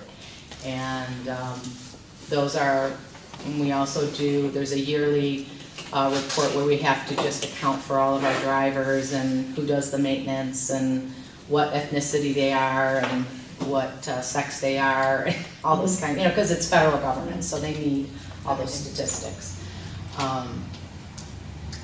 And we don't, people who use our transportation program, we ask for a suggested donation of $3 round trip. Not everybody does it. Most people try to give us something. You know, you might get 2 nickels, a Q-tip, and a paper clip, but you know, you get some stuff. And then you have people who are extremely generous and give us more than that. The only time we like charge for a ride is we have a pretty wide boundary. And to the north, we'll go as far as Troy Beaumont or South Boulevard. We'll go down to 9 Mile to hit Providence Hospital. We go to Telegraph because there's a ton of doctors along Telegraph. And we'll go as far east to Van Dyke. Those farthest reaches, though, we call that a $5 medical only. And, you know, we do ask for $5 round trip to go that far. And we do say that it's medical only because at one point we had somebody going to a fitness club like at Van Dyke and something, and we said, you know, we will only go that far because it takes our vehicle out of the area so we can't attend to other clients' needs, you know. If we can keep everybody kind of in this area, you can drop off and then take another client and pick up, and it's a lot easier. Not with the construction, but. Do they schedule that in advance, or how do you? Yes, yeah, have to at least 24 hours in advance, and that's not a guarantee because if we're already booked up, you know, so we tell people the sooner you know you have an appointment, schedule it. It's much easier to cancel it than to try to squeeze it in at the last minute. Mark, so there were two sources of revenue there that I heard, the Beaumont grant and Mhm. then The smart money that we well, get. the smart money I see here, but like the Donation, $3, fare box. $5, Mhm. right? Where, does that show up as budgeted revenue, Well, it would go into senior, senior programs? yes. Mhm. Both of those things? The 5,000 goes in there, and so does the, whatever we take in as far as donations. Thank you. And 582 is the smart credits, that's the separate. Yep, I just, that Beaumont grant, I don't know if it's worth calling out as a separate item as revenue. Ever since we've gotten it, it's gone into that general senior programming. So you're talking about the 641? Yeah, 641. We call out other grants here with the, I mean, I saw police came out grant for $1,500, so it might be worth adding that Separating as it. a separate line item. This is not something that we are, it's a donation. Does that make sense to anybody? Is that, I like that idea personally, because I think it shows that we are looking for creative revenue sources and still be able to provide. So the smart credits, I see, Mark, you're right, that's on 582, right? Is that the smart Yeah. credits you're talking about, 24? And is it quarterly that you submit for that, Kathy? Yeah, and once I submit the quarterly report, we usually get 2 checks from SMART once they accept our report. One is the municipal credits and one is the community credits. So where does the other revenue for for 641, if the smart money is up on the other line, where's the other revenue come through the $60,000? The senior citizen program fees, is that what you're looking at? Yeah, Yeah, that's basically, we serve a lunch program, people make donations for their lunch ticket. We sell greeting cards for 10 cents a piece, we sell books. People bring in their pop bottles for us to return and the money stays at the center. Any of the money that comes in from senior transportation goes into that. If we charge for a recreation program, a senior program that we're offering, any money that we take in for that goes into that. Like our yoga class, our senior yoga and our chair exercise class, we just put a donation bucket at the door, so all the money that we take in for that goes into there. So really, that's the main, any money we take in outside of, money that's been donated in memory or in honor of somebody, those funds go into the senior gift account, but everything else goes into that.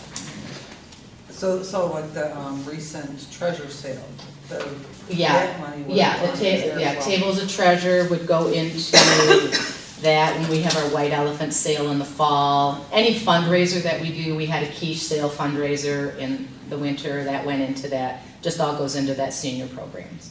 so you're generating about $5,000 a month, that's pretty good. Well, I've never really, I guess I've never really sat down and done it that way. Well, 16 divided by 12. Yeah, but you have to That's figure. impressive though, it's just. Yeah. It is amazing. We take in about $30 a month on selling greeting cards, that people just bring into us that they have at their houses, and we sell them 10 cents a piece. But it's funny how it all adds up. Or they bring in their pop bottles, and we take those back. So but again, how much of that senior citizen program fees is the Beaumont grant? 5,000. And then 5,000 of it would be like our White Elephant sale. That's about what we take in every year for our White Elephant sale. We take in about $1,000 for Tables of Treasure, and we actually, I think, made, I don't remember the exact amount, but I think it was around $600 on our quiche sale. So that all just goes in there. Nice.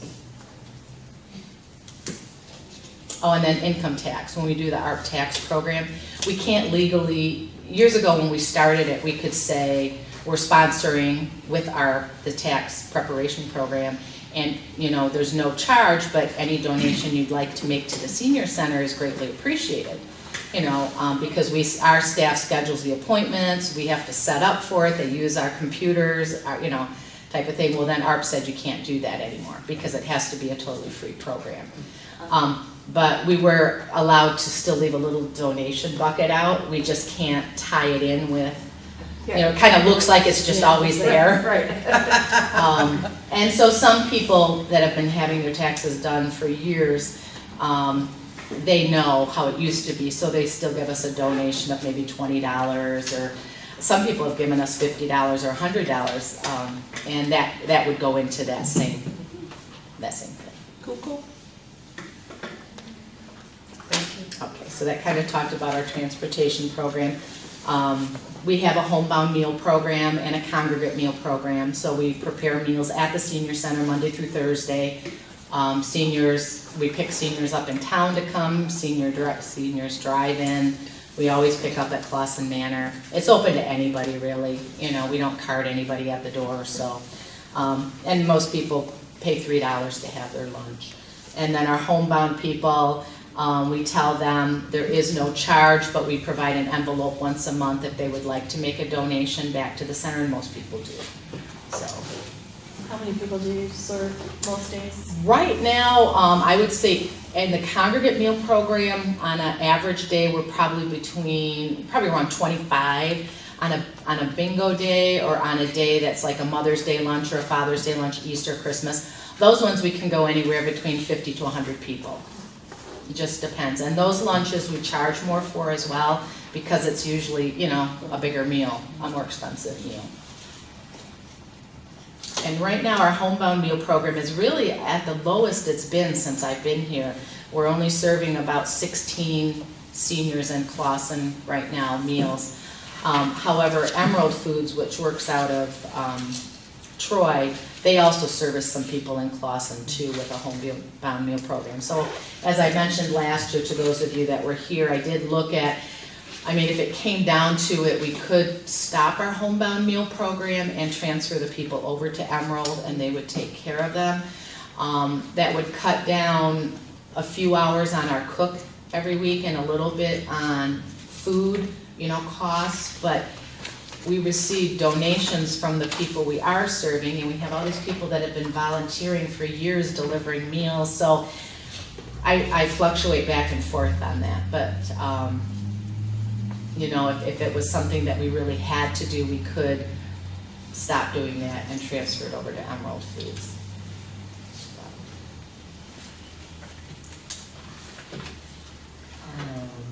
So I don't know if you're just going down the senior programs.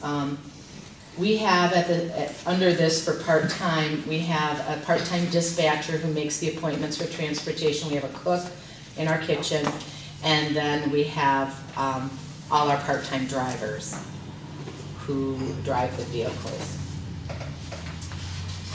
And that makes up our staff there. So for senior trips, you don't have anything budgeted last year or this year, but when I look at the year to date, it looks What like. happened with that one is we used to have a revenue account for that and then an expenditure account, so that when any money came in for trips, it went into the trip account, and then when we had to like pay for the trip, we would do that out of the other account, and then there should be a little profit, you know, because we would mark up a trip by a little bit, you know, to make a profit on it. But then for a few years, we just didn't do that. We made it like where the money went into the same account that it came out of. I don't know what you call that in, you know, these kind of financial terms. So then we decided last year we were gonna separate them out again. So if you look over on the revenue side, there'll be an amount that's coming in for senior trips. And then there's the account that shows what we've paid out for senior trips. I guess that's what I don't see anything, as far as the expenditures, it's blank. For 737, you have nothing budgeted this year or next year, yet when I look at the year to date that was provided. This year we did, I mean, I do pay for trips out of that, so I'm not sure why that's not showing up. Check my post. Yeah, check that one, because I am paying for trips out of, with that number. You want the revenue and the expense separated. Well, I mean, that's what we talked about. Do we want it to be the same account where the money's just going in and coming out? Or do we want it actually separately as revenue and expense? especially since on this year-to-date, you have a $2,609 expense year-to-date, but we don't have anything budgeted, so. And I get if it comes in and out, but at least we should be. Yeah, I'm not sure why nothing's showing up there because, I mean, everything in this whole budget is coming in and going out, so. Well, that's true. That would be the debit credit system.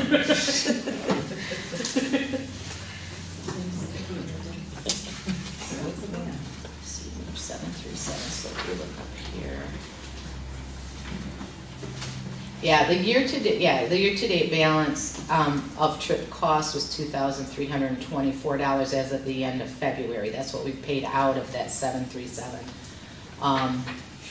And the revenue side, Yeah, Mark ran this Okay. through March 31st, so. okay, yeah.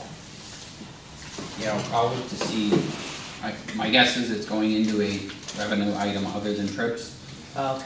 and then the expense is being recorded, so, I can actually have Karen look tomorrow to go Yeah, into because, detail. I mean, when I turn that money in, though, I do put it in under, I mean, when I ask for payments for trips, it comes out of 737, and when I submit the payments, it goes in that, I think it's 643 is the revenue account that the money for trips has been going into, 101,000,643. 643 is not even on here, so I'll have to. Yeah, so, well, maybe there's a whole lot of money in there that we don't even know about. Nothing's on this one. What are you looking at? I'm looking at this one that he sent later today, with the updated year-to-date. This is the year-to-date. Yeah, that's what I was your- looking at. It's in there, So and there's a then revenue. the other thing that wasn't in there. There's a revenue through March on 643. Yeah, so we need to see how much And is then in the there. expenditure side as well. And then I'll ask Karen to track detail to show where you posted it in and where it's been paid out. Okay. And so then we should budget for that too, this is. Yeah, it should budget it on both sides, revenue and expense, yes. Because we did talk about putting it in the same account and then your net would end up being the amount of money you made on trips. Right, But if, it might be just as simple, it might be simpler to go back to a separate account for when you pay and a separate account when you collect. okay. Which technically what I was doing this fiscal year, so I don't know why it's not showing up, but No, that's what I was there we doing. go. I mean, and just looking down here, operating supplies are basically our food that we buy, paper, office supplies, those types of things. Gas and oil is what we have to put into the vehicles. Our smart vehicles are all maintained by the Smart Yard in Troy. They only charge us for parts, not labor. So when obviously they don't work on our lease car, but they work on the buses. So that works out pretty well. And they usually give us a loaner if they have to have one of our buses in for a while, which is really important because we've been very busy with transportation. Equipment maintenance would be things under the senior account would be basically things in the kitchen. Dishwasher, stove, refrigerators, those kind of things. We had to put in a new grease trap, that's where that would be. Last year you had $100 budgeted for vehicle mileage allowance and you have none budgeted this year. Is I've that- never used that ever, so it was silly to kind of just keep it floating there every year.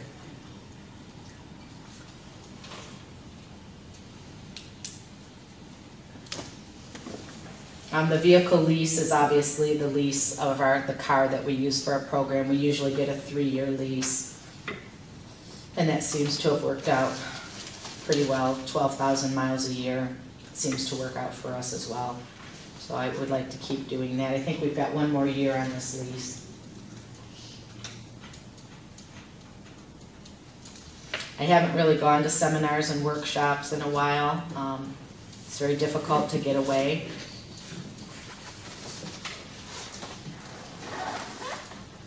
Yeah, we determined there that in 757, we have money budgeted in case you do. Mm-hmm.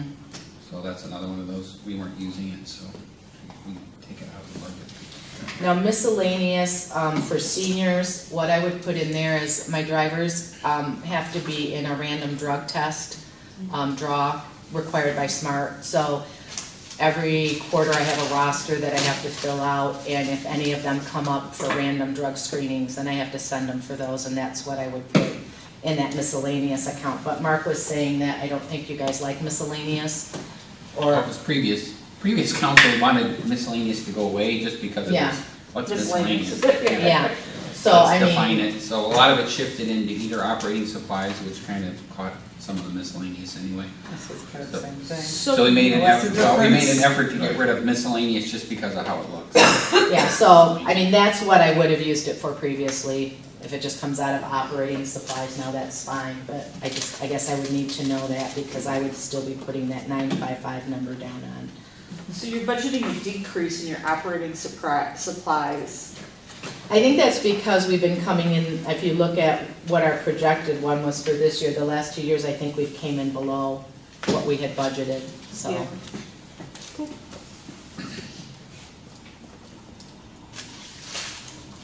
And I think what we decided to do too is, we have the cell phones, we pulled, when I first came in, the seniors had the photocopy machines, so that came under senior budget. And then Mickey got the phones, so all the phones came under recreation, even though 3 of the phones are used by the senior transportation program. So it was all kind of wacky where things were. And I think this year we pulled my cell phone out, and put it under recreation.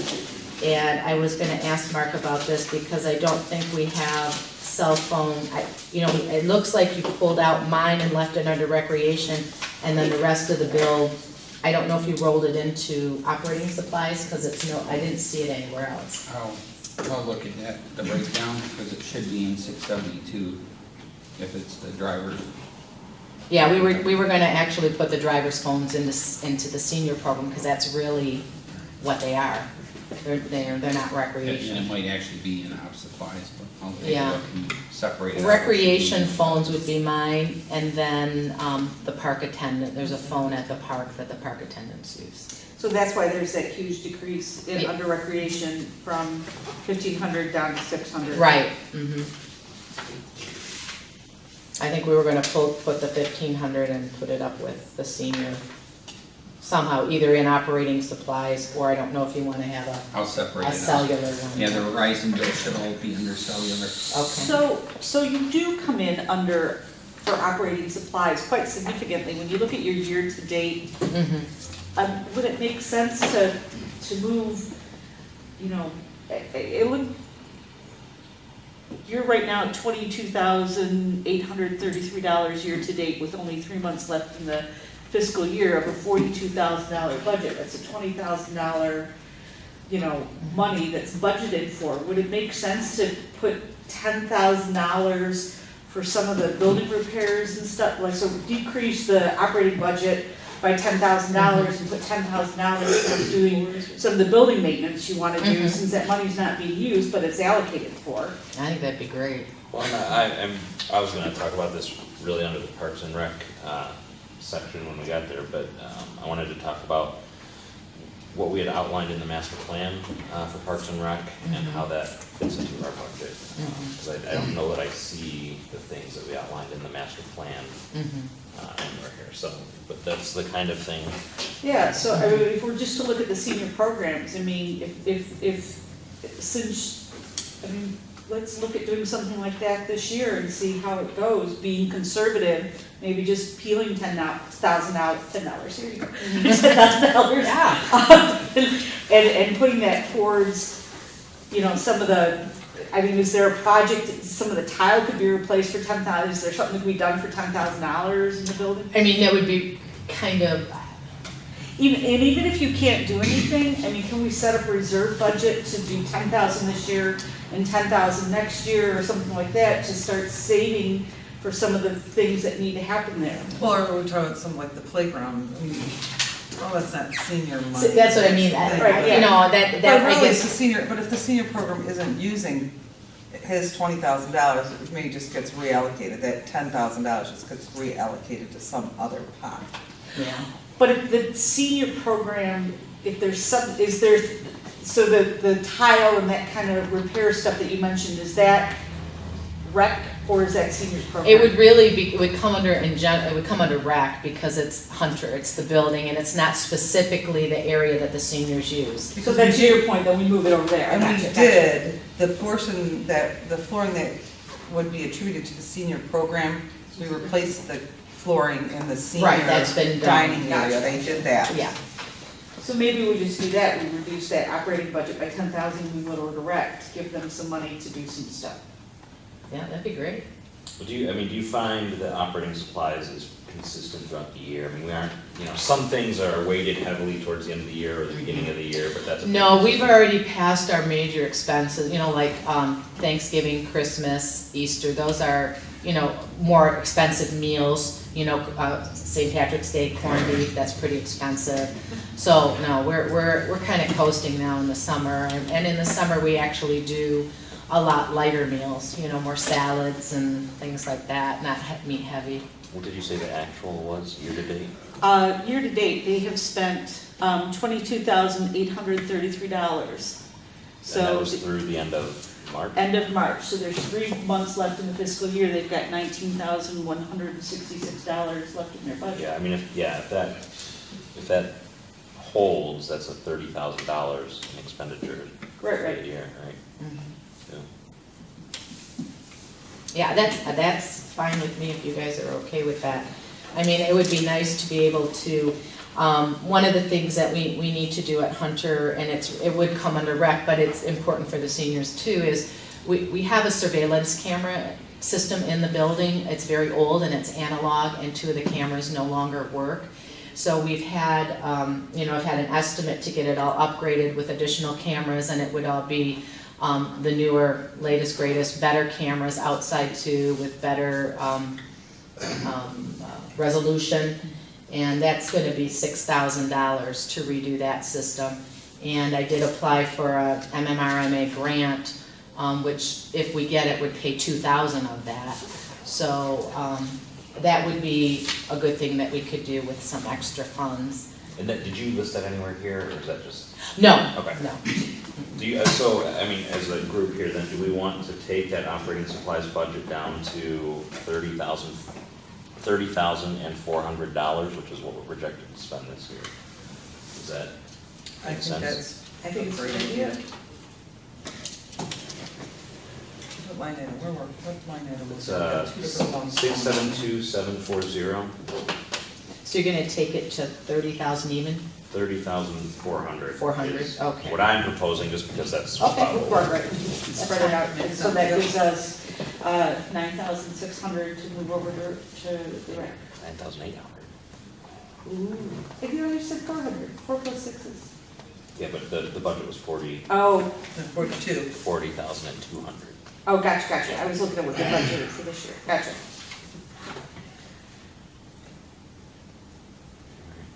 So 30,400, Mark, you got that? And so everything else, You're talking current and budget. We're talking about proposed fiscal year 2018-19. Okay. 30,400 Okay.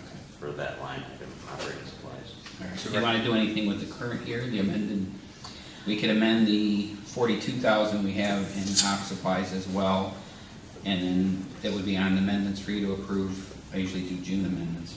we And may then- need some of that money, because I think I'm over in senior budget for part-time salaries. I'll have to look. Your year-to-date for part-time salaries and wages is I'm- $63,867. Yeah, I'm really close, and I've got 3 You're at months. 82% for 3 months left, yeah, Yeah. maybe. So we may need to shift some of that money to cover the salaries.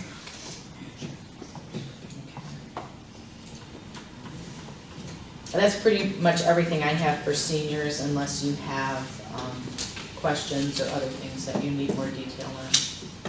Just so I have notes too, 9,800 would go to 757,740 and make plus the 7,000, is that what you're proposing? 740, which is changes where? Operating into recreation, is that what you're stating? Well, I don't Put know, it under we tell them building we're gonna maintenance. move it yet. Building maintenance make more sense. Or is that- Well, I think at this point for this year, we might wanna wait and see where No, the I'm talking salaries. about, I'm talking Oh, you about. know, for next year. we're reallocating 90. Yeah. To recreation, Something, yeah. Building maintenance. building maintenance probably, yeah. So adding Maybe 98. floors and Well, your cameras. my cameras. Okay.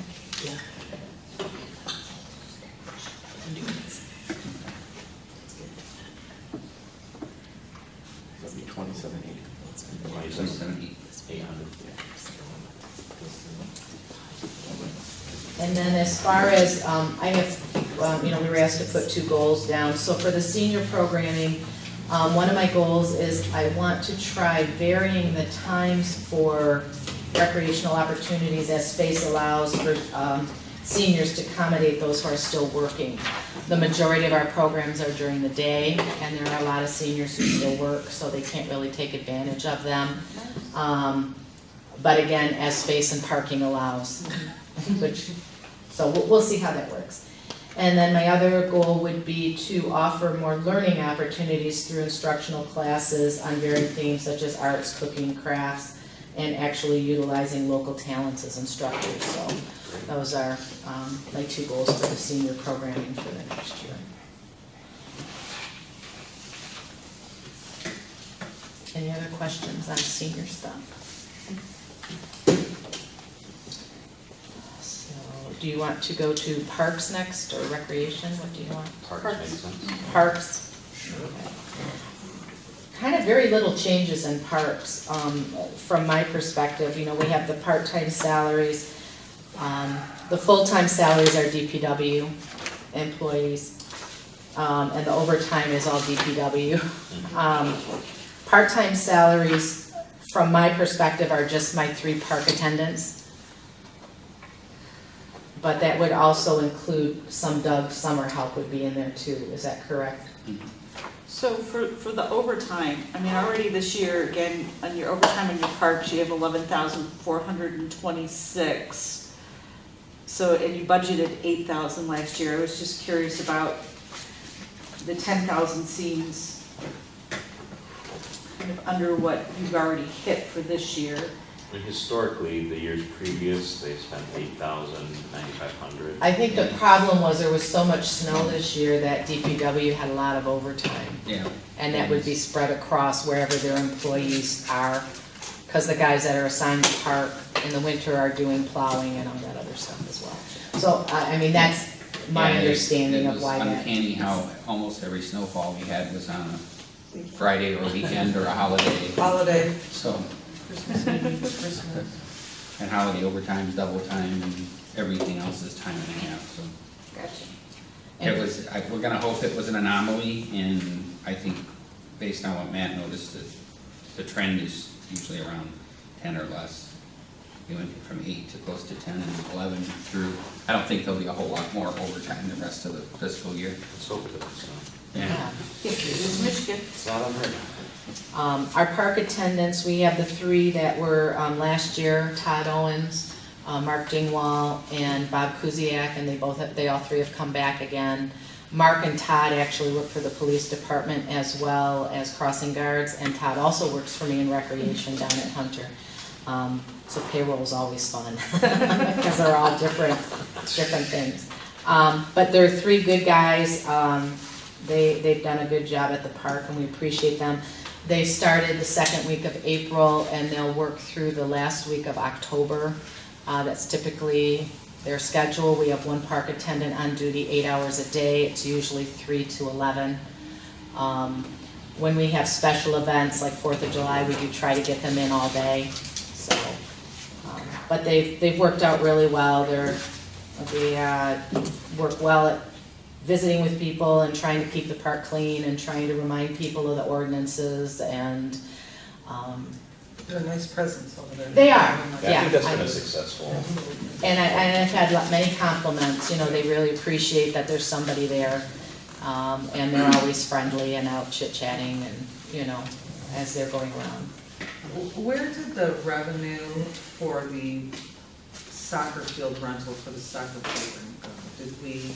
Are they renting our facilities, and does that go anywhere in the revenue? Yeah, it goes into, Mark and I went through this because there were all sorts of, if you looked on the revenue sheet, there were like Parks Department programs, there was Park Revenues, Friends of the Clausen Park, there was just a lot of different places, but right now, and I'm trying to remember now what we decided we were gonna do. Rec program fees, your 639,100.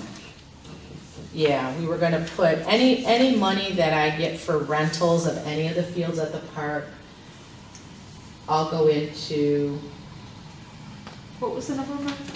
639,100. Page one. no, 639,100 is recreation program fees. And that's the same as last year, so. Yeah, no, the rentals don't go there. The rentals are going into, I think the 639, 400 is our Friends of the Park account. There's another one on here, because we went through all this. It was very confusing Yeah, we're for me. eliminating the Friends because that goes into the reserve. Right. So we're gonna use the we were gonna use the 639,400? Because there was another one that was some totally other number. We Oh, eliminated 639,400. and I think, yeah, we eliminated the 39400? Okay. Yeah. So I'm, typically what rental income is, 667 is rental. rental income, so is that, Is that her or is that Renshaw? no, that's not Renshaw, I don't think. Well, That's- that's a lot of money. that's for- Renshaw's be more than that. That's for any rentals of buildings and everything that. But we don't put the, Pavilion. but that's not where I put the money for the fields. I think we've been putting the money for the fields in the 639,400, I think. Which is not here. Which is not here, that's why I was trying to figure out where we're. Well, What else is missing from this list? Because how much are they? well, right paying now, the us? soccer team is gonna pay $600 a game. So that'll 12 be games, right? 7 home. 7, I'm sorry. So that'll be, $4,200, that'll be going in that. And then we rent to the men's baseball league, and that's usually about $4,000 for the summer too. We aren't doing really any other rentals of fields because they're not available. Between youth baseball, youth softball, youth soccer, the schools, and what we've already rented, and practices, there's no more that we can rent. I So, think it would be valuable, I'm sorry, if that's what you're gonna say, to have that as a separate line item, so we can see exactly where the right, so revenue is. there's that level of, this is how much we're getting back for the investment that Right. we've made. In addition, pavilion rentals, is that, Pavilion rentals, this room rentals, Hunter rentals, those all go into rental income right now. parks and. They're just going into, rental income. Which is, which Six, number? 667. Page 2. And I apologize because we have codes that we use when we do deposits. Yeah. And it's RR. And so I don't always know For what parents? number, without looking it up, I don't know what number that translates to. And we deposit into SC other, senior center other, and, Well, doesn't- 639,400 we eliminated, but there should be another 639 dot something that we can track that in, Kathy, we can create one that tracks that. was it the 050, the Parks Department programs? We've only got 1,000 budgeted for that. Yeah, I apologize, this was confusing to me when we had our meeting, and I don't even remember how we decided what we were doing with all these different accounts We that, had 3 or 4 that we decided we weren't, like the Friends of the Park was the one we weren't using anymore, because that money goes to the Friends of the Park reserve. right, So we eliminated 400, but we just got to account for that income that you're talking about from the. the rental of the team. fields. Yeah, and we can make that, well, we should create another line item. That'd be a 667, I don't know what that stands for, but it seems like it would slide in there. Look, In rental, Yeah, like a field rental. Do you wanna track it separately, or are you okay with it being? No, I'm sorry, well, there's a 667.0, 667.25. Oh, okay, so we put it into 667 is what it's. I don't even know what that means, frankly, but. Yeah, the only other thing that would go into that is when people buy brick pavers, you know, for by the stadium. Those are $100 each, so that money also goes in for the park. So that goes under a rental thing? Well, it would go under, yeah, I think that's where we're throwing it. It was supposed to go to where the money's all going, that we can use that money for Later. park stuff. Right. For park maintenance, park upgrades, park. That's the reserve, right? Isn't that what that reserve is? That's the, Yeah, I think it was for the turf field over, isn't that what that is? yes, the school field maintenance, and then we're putting it into a fund balance reserve for the field replacement. That was the amount that goes into 667,250. Then gets shifted, at the end of the year, it gets shifted into the reserve account so that we keep it in for the field replacement. So there's 60,000 in there right now. And it doesn't show up on revenue and expense reports because it's in the fund balance reserve. So when I do the summary, I'll show the reserve accounts, which are, you have the gift account for seniors, and And then we have the park, Friends of the Park account. Friends of the Park Reserve, which is, And then we have the field. that was the money from the 501c3 that got closed, but now it's in the reserve. So that would be for the school maintenance field, year to date, you have 31,584 when you budgeted 30,000. That would make sense if the brick paver money is going in there then, That's what I say, it Yeah. makes sense to put the brick money there, right? and still leave this field rental as a separate The item. rental, That's right. money, that it's truly money Okay. that we can, And I think Put back what in the Matt said parks. makes sense, we'll put that as a 667, we'll see if 300 or something is available. So the 667 is rental income in the state chart of accounts, so we'll use it as a .300 or something. All right, so you'll let me know for sure what that Yes. number is, so when I start, because I'm gonna get my first payment this Friday from the soccer team. Okay. So I'll need to know where that needs to go. I'm tentatively 667, 300, and then Okay. if that's not available, I'll let you know. That'll be field rentals. Are we talking about school field maintenance right now? Are we ahead of the? I don't know where we're at this point. We're all messed up at the park right now. Yeah. Well, we just found extra $8,000. I know, it's a good meeting, right? The school field maintenance was, the original agreement was the school was gonna pay $30,000 a year for the use of all the fields at the park. Right. Now, Mark had a conversation with Jackie Johnston at the schools, and she requested that number be dropped and spread out over more years. They want to add 2 more years, from the 10 years to 12 years, life of the field. And I said, well, as long as you pay $300,000 when we're all said and done, we can add the 2 years. So they paid 60 to this point, so we divided, they still got 10 more years to pay, so we divided that by 10, it's $24,000. I mean, that makes me really uncomfortable personally. I understand that it needs to be replaced at 10 years, right? Right. Yes, it Well, does. Well, Okay, well, and then Good. there's a regular maintenance schedule that needs to be followed, right? Has that been followed? you would have to ask Doug Ballard. Okay. I know the field has been groomed this year. They did groom it 2 weeks ago, for the first time, for this year. Okay. I was gonna say, Not for the first time. Because No, if but if we're not following the regular maintenance schedule, then we should plan on replacing it even sooner. But I mean, so I mean, they said it was gonna last, 10 to 15 was the okay, all proposed. right. So thank you for clarifying. I thought it was 10-year. Yeah, No. No, they said that, because 10 was, they guaranteed 10, I think in all the paperwork, assuming we took care of maintenance, 10 years was guaranteed. Right. and the research says 12 years is lifespan generally of the fields. Okay. In Michigan. Yeah, in Michigan. And if they're maintained, you could get longer, but the idea was, we're gonna get $300,000 from you if we change the time frame to add 2 more years.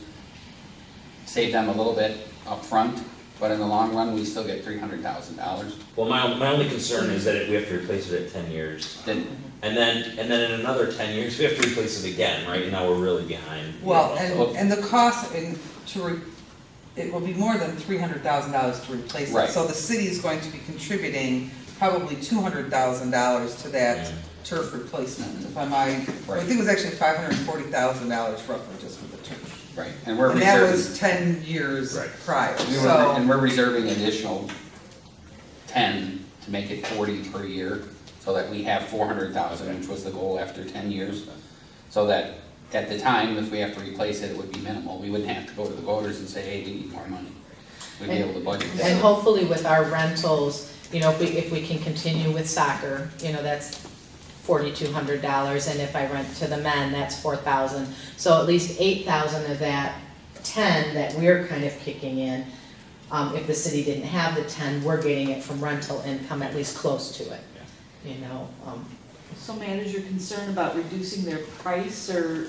I'm concerned about making those payments last longer, when I thought, I did think the field needed to be replaced at 10 years, I thought 10 was that makes me They more told us, comfortable. Foresight said 10 to 15, and then the school said average lifespan is 12 to be replaced, and then they asked, and I said, the thing is, we'll put in the agreement that I'll have John review, that if we have to replace it at 10, they still owe us $60,000.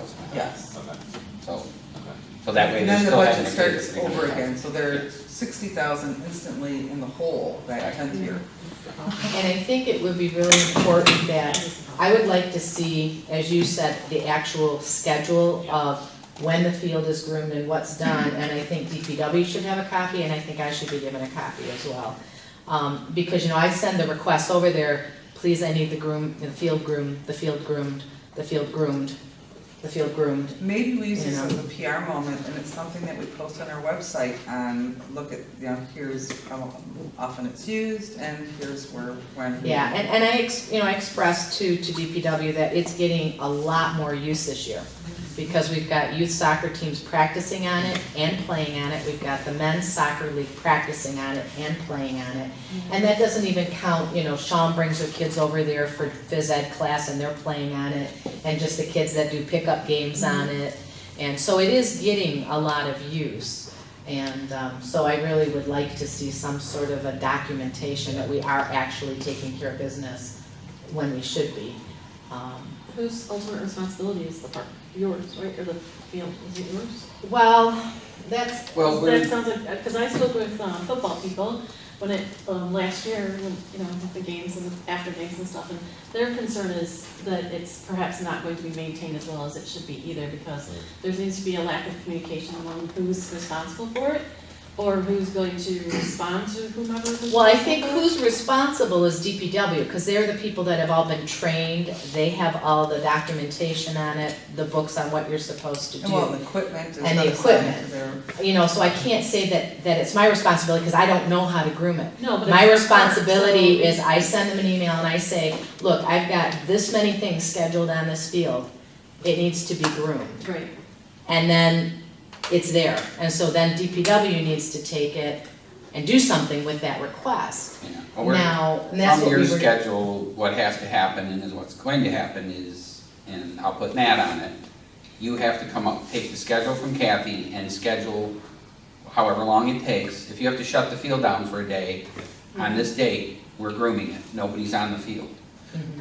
Well, and I think that kind of back to having that person assigned to you, so when they show up in your office and say, okay, what am I to do today? Well, today you're grooming the field, or, you know, that it's something that you're going to be able to direct the priorities on things based on what you know needs to be done out there. Again, if I had my person there who is championing, you know, the park causes, you know, like when like I said, I don't know how they prioritize what needs to be done. I mean, obviously a water main break is gonna go to the top of the list, I get that, you know, but I just, and I think with the football team and with some general public people, the feeling is that the park's not important.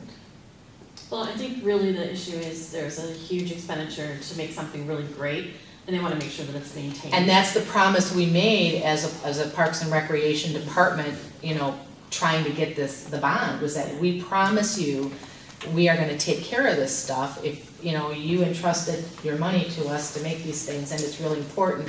And so that's, I think, my responsibility, is to be the harping person, you know, to say, So you shouldn't have to harp, it should just be a system that's there and it should just get done. So And does it's DPW tell scheduling. you, sorry, I'm so sorry. Does DPW tell you when when it's accomplished, the grooming? no, and this has been something I have to work out with them too, because I send over work requests and I don't ever get anything back that says, hey, we did it. Okay. You know, if I drive around, I have to go see if it's done, or I have to email and say, hey, did you do it?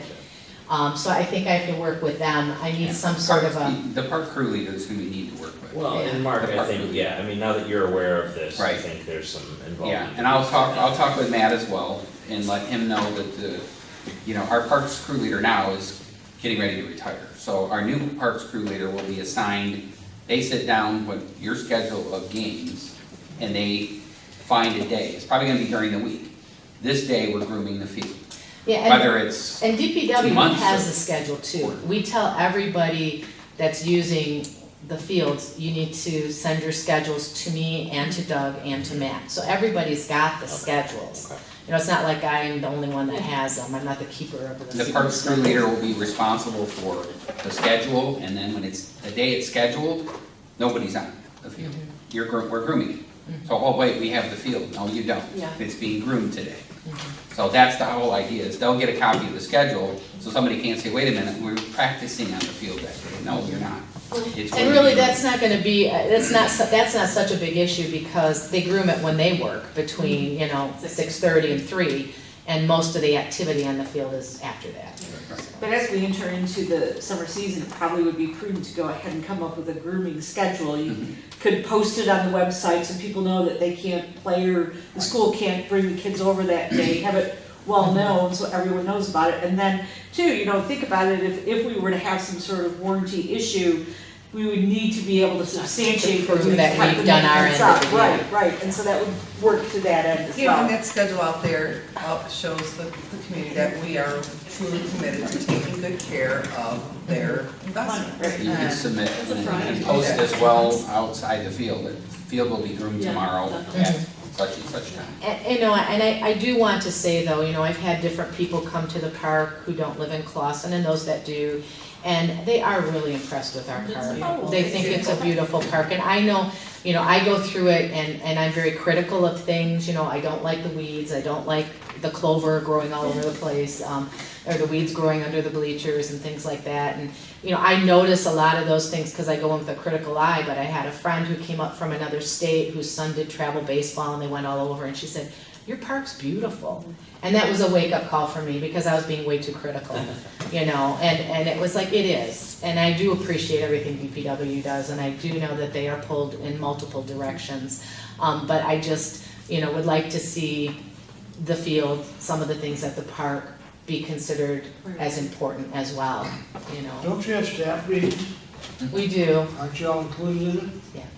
What's the problem? The problem right now is the schedule. Yeah, okay. They have to schedule specific days as to when that field's gonna be groomed based on the place. Because there was like a per hours, well, when are we gonna hit that? Forget that. Based on the estimates of time signed up for the field, we're gonna groom it on this day, and then that's gets scheduled for an entire year. I think. I don't think they groom it in the winter, but if you take spring, late spring, summer, late summer, and fall, and it has to be groomed 4 or 5 You know, times Howie, a I year. think the problem comes in the manpower at DPW, I know that. you know, and I think, you know, you probably start your day with good intentions, and then so-and-so goes home, and somebody's sick, and then you gotta pull people from one job and put them on another job, and I think that happens sometimes. We should be able to plan for that. I was gonna say, it sounds like it's a little bit of a planning issue, you know, let's just it is. plan. And just commit to, Right. I mean, if you're supposed to groom it every 30 hours, plan on doing it every 20. And I mean, if that falls every 6th day or whatever that is. Well, that's what I just say said, I the think 6th day if or they the could do whatever it, day. you know, at least every 6 weeks, if not once a month, just routinely do it. Yeah, Right, You know, it's not What gonna is hurt it? it. right. How to groom it? That's a snow They have special. it's a machine that kind of, it takes all the, like, if there's a magnetic thing that they take over it to pull up all like the little pieces of metal and things like that and debris. And then, they put, more crumb in it if they have to, and it, you know, redistributes crumb, and, I mean, it is a little bit of a process. You know, but you would be surprised how much junk gets in that field, like gum and, you know, bobby pins and, you know, just all sorts of stuff that, and people, you know, aren't supposed to have gum in there, but they do, and, you know, that. And all this stuff damages the turf. Right. Makes it where, Yeah. And there's not supposed to be dogs on there, is there? No. I think it would hurt the little paws. Yeah, and Well, no, I don't think it would hurt their little paws, but if they do have a, you know, if they do something on that field, it's a lot harder to clean it up than, but there are a lot of people who feel that any fenced-in area at the city park is their private dog park. Tot lot, next time I'll. Soccer fields. All at once. Any area. You didn't Okay. enforce it, alright. okay, where did we leave off? Alright, so. So we we were added talking our about- line item. We were Discussed our under maintenance. parks, we were talking about, part-time salaries and wages. Yeah. And who those people were and why those numbers were where they Yeah, were. yeah. You know, going all the way down to operating supplies. Again, this budget is really DPW and mostly DPW really, more than me even, because most of the operating supplies are gonna be the cleaning supplies for the restrooms, toilet paper, it's gonna be fertilizer, you know, all those types of things that they need to maintain the park, probably, you know, the lawn mowers, the blades, you know, if they have to buy new blades, new tools for things. Can you add mirrors to the restrooms at the park? I know not real Yes. glass mirrors, but, Yeah, you know, no. having kids in sports and you go to everyone else's place, everybody else has mirrors except Clausen and not. And how many everyone other, needs how them, many but other you parks don't have toilet seats? can't. Exactly, Yes. yes. Have you been in? Wait, just wait till you hit the circuit, you'll be surprised. The days are coming. Yeah, the restrooms in the concession stand are stainless steel toilets with no seats. Institutional, I'm assuming. Yeah, I don't know. that's very. There- And it's very difficult in the handicap stall for somebody who's handicapped. Oh, yeah, it's weirdly placed, it's not, Yeah, and it's Yeah. just, yeah, it's not, you can't, yeah. and I don't know how you put a toilet seat on those. I don't know that you I don't think they're do. designed to, yeah. No. Okay, but we can get mirrors. I will look into This that. operating, is that where they would get picnic tables as well? You replace them? Yeah, well, that would probably be, yeah, I guess that's where that would come from, picnic tables. Because building maintenance is gonna be basically the, Do we change it more from a, I say, maintenance items like blades, and those sort of things seem different to me than. operating supplies. just Yeah, and I seems could like be a- wrong, such a when you catch-all. talk with Doug, talk to him, because I'm not sure what he pays those things out of. I'm just assuming those would be operating supplies. But he may pull the items out of a different one of his budgets, I don't know. So what is the equipment rental expense for parks? That's the billing for any equipment they use in the parks from motor pool. There's a rental schedule that the DPW fills out, and anything they do in the area of the parks, whether it's pickup trucks or what have you, they get charged off. That fee gets charged to parks for rental of equipment, and then it goes as a revenue to the motor pool. It goes as a revenue to where? Motor pool, motor equipment fund, Fund 667. That's an internal service fund, they call it, and any equipment we own through the motor pool gets basically rented based on, there's a Schedule C the state puts out, based on use, like every time the Vector jet's out, the water and sewer department pays a rental fee for the Vector jet. And that charge goes into the water and sewer fund, and the revenue goes into the motor pool. And the whole idea is the motor pool generates the revenue to replace and fix the equipment.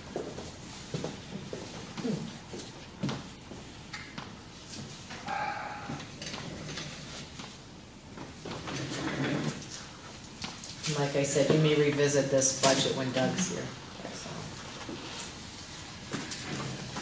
Anything else in parks? I don't know if now's the time to talk about our Parks and Rec capital improvements plan, or just wait till we get through recs and then, Circle back. yeah. But I don't want to Circle forget, back. I don't want to forget. Yep, we won't let you. We won't let you forget it. Thank you. So moving on to parks, my 2 goals for parks. With our Parks and Rec Advisory Board, we've been discussing, creating a Friends of the Clawson Parks volunteer group. And so one of my goals would be to get permission, from not only the city, but DPW union, to get a group of volunteers who would be willing to help with projects at all our parks. It could be simple stuff like laying down mulch, planting flowers, painting swing sets, painting bleachers, things that are just basic stuff that doesn't take a huge amount of skill.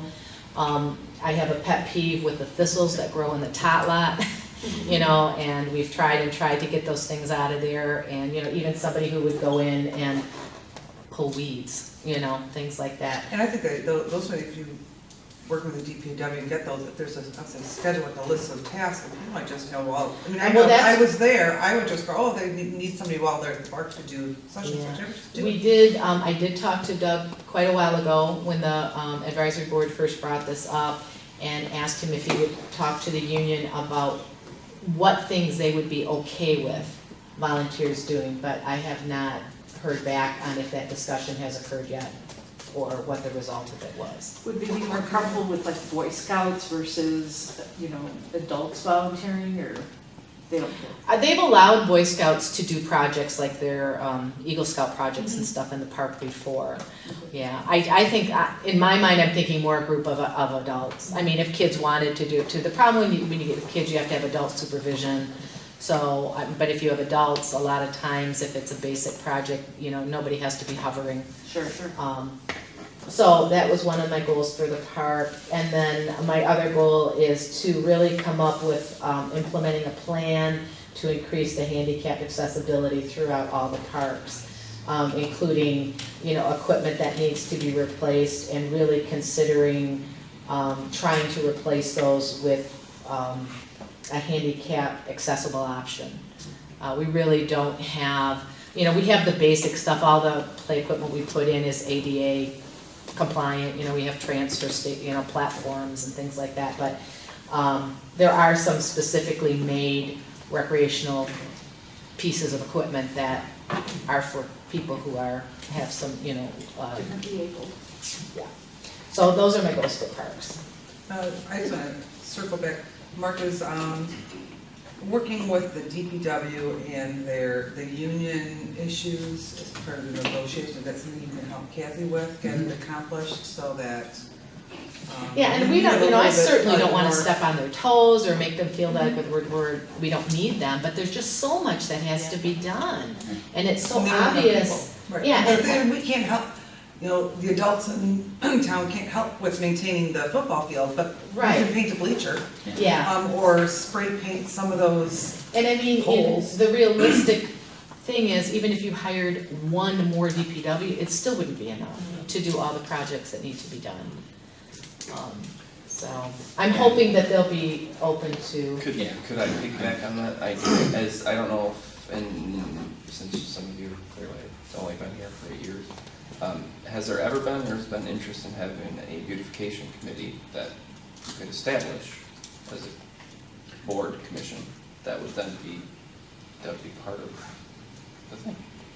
They would do those things. We talked about this, and I talked about it with Doug back when we were talking about the park improvements in general, and saying, there's things that we could probably, you know, do, and Because where I live, we have a beautification committee in the township, and they go around and they pull weeds, they do painting stuff, little things that, DPW would do.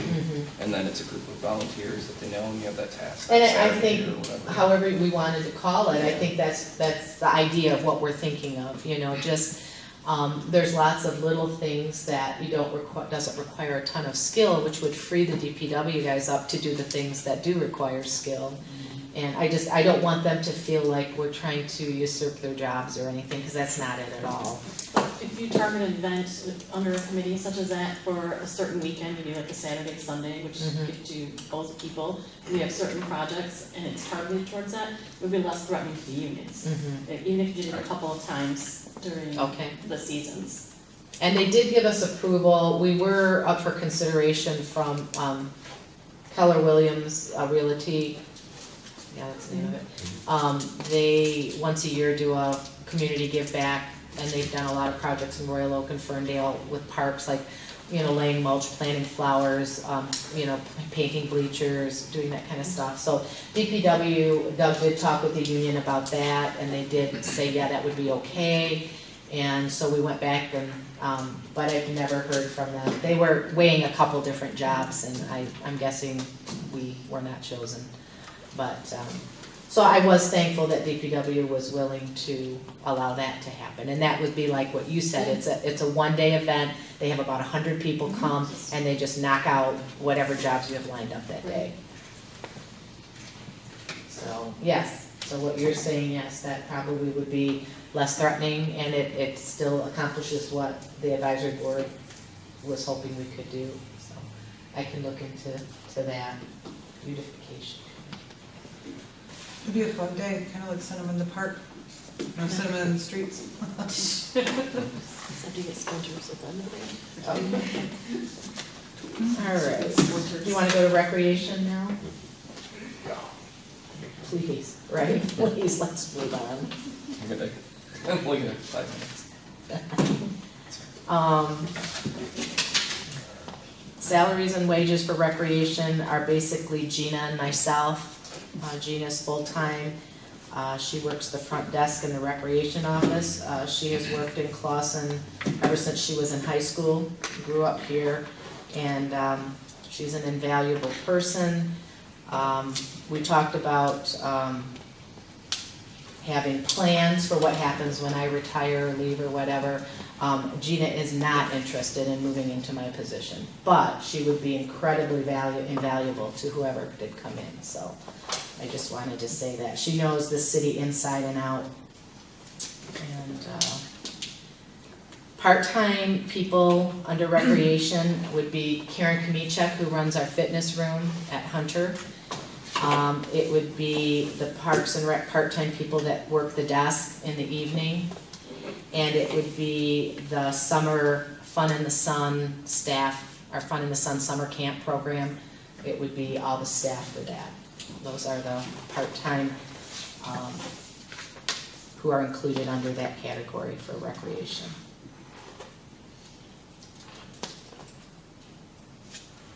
Operating supplies for the recreation department are basically those things that we use in the office. If I have to buy things like that, that's basically where that comes in. And then also, we just buying things for the building to do what we have to do there.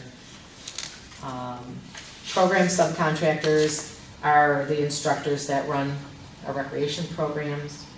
We have two different ways that we do it. Either we have they just rent space and they handle their own money, or they come through our office, we take registration, and then they get a 70-30 split. We take all the money in, and then every month they get a check for 70% of whatever we took in. The cellular phone is basically what we talked about. The 600 is my phone for the year. Building maintenance, that's a very scary one for Hunter because it's a very old building and we have all sorts of things that are always going wrong with it. But that's anything from plumbing issues to electrical issues to roofing issues to window issues to brick crumbling issues to cement crumbling outside. Those are the building maintenance type items. We also included in there are like we have to, because we have the kitchen in there and also because it's good practice, we have Able Pest Control comes in. We have to have the fire company come in, check all our fire suppression systems. Under building maintenance also comes the Guardian alarm bill, which is for our fire and our burglar alarm system. I think those are basically the, Can we circle back to the program subcontractors for a second? Mhm. So you were at 39, 2 years ago, and then 29 1 year ago, and you upped it to 40. I'm looking at what you've done year to date, is it, well, you have 3 months left, and you got $15,000 budgeted yet. You've only used $24,000. Was the 40 too much of a jump? Should that be inched back down again, or? yeah, probably. Mhm. Because, you know, the, inched down. Yeah, I guess it could be, yeah. I mean, just, you know, if you, It's such a variable, because you don't know how many people are gonna come to a class. You can offer a class can get canceled. You can add more program, you know, it's really a variable thing. well, yeah, there was a big jump from the, maybe just going down to like 35, and then seeing how you do, you can always tweak it going forward, but that gets it That's fine with me, more and more. whatever Is you. everyone comfortable with that, or, you see what I'm saying? Mhm. Yeah, Yeah, that sounds fine. doesn't bother me either. There's that extra $5,000 to put towards Matt's project. That we're not gonna let him forget about. It's not my turn. Well, that's, I mean, that would, yeah, so if we, Right. sort of capital improvements, or whatever. Janitorial service is exactly what it says. Building maintenance also, what I put in there too is, well, I don't know how that's working now, because I used to order my own supplies, like toilet paper and paper towel, when we had the other cleaning company, and now I think Jim is ordering it all for everybody, right? So I don't know how that's getting broken down, but that would have been normally thrown into that one, that category as well. Janitorial services, that's gonna go up a little bit. I am hoping that during the winter I can pay to have, we only have cleaning 3 days a week. And while we try to have our evening staff do basic vacuuming and sweep up, and if there's any spills or anything like that, light mopping, in the winter it's miserable. We have so many people in and out of that building and the salt, that I think during the winters I need to have at least the hallway floors mopped an additional day of the week. So that's why we bumped that one up a little bit. It just, our building just gets a ton of traffic, and it's really hard to keep it in the winter, especially looking really neat and tidy. Seminars and workshops, there's money there, if I choose to go to something. Memberships and dues, those are like to belong to the Michigan Parks and Recreation Association. It also covers, we also have to, we belong to the motion picture one because we show movies down there too. And I don't know if there's a way that the library and us could be under one license. I thought you wondering that. could, at one point in time, as long as the city owns one, I thought we were good, because So if the DDA uses, Yeah, These because we're licenses, paying they- some of these $300 and some dollars for the motion picture license as well at the or senior does center. Joan pay for her own license? Yeah, I don't know if we can combine them, I'm not sure. But, I mean, because we pay for one too. And then we also pay for CSAC and ASCAP, which are music licenses. Because if any of our instructors use music during their classes, or we play music in the senior center in general, we just, it's, you know, I talked to John several years ago about this, and it's not worth the penalty if you get caught, so we just pay it every year. So those are the things that go under memberships and dues. And I really don't know what I would have under miscellaneous for recreation, so I think that can go away. And I don't know if you had any other questions on that. Recreation revenue is basically what we take in for the recreation classes.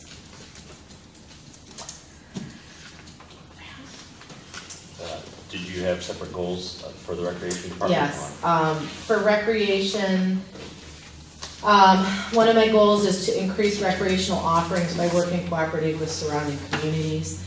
We do work with Royal Oak and also with Madison Heights in trying to jointly offer programs like our skate park. We offer a skateboarding clinic that is advertised in Royal Oak and Madison Heights.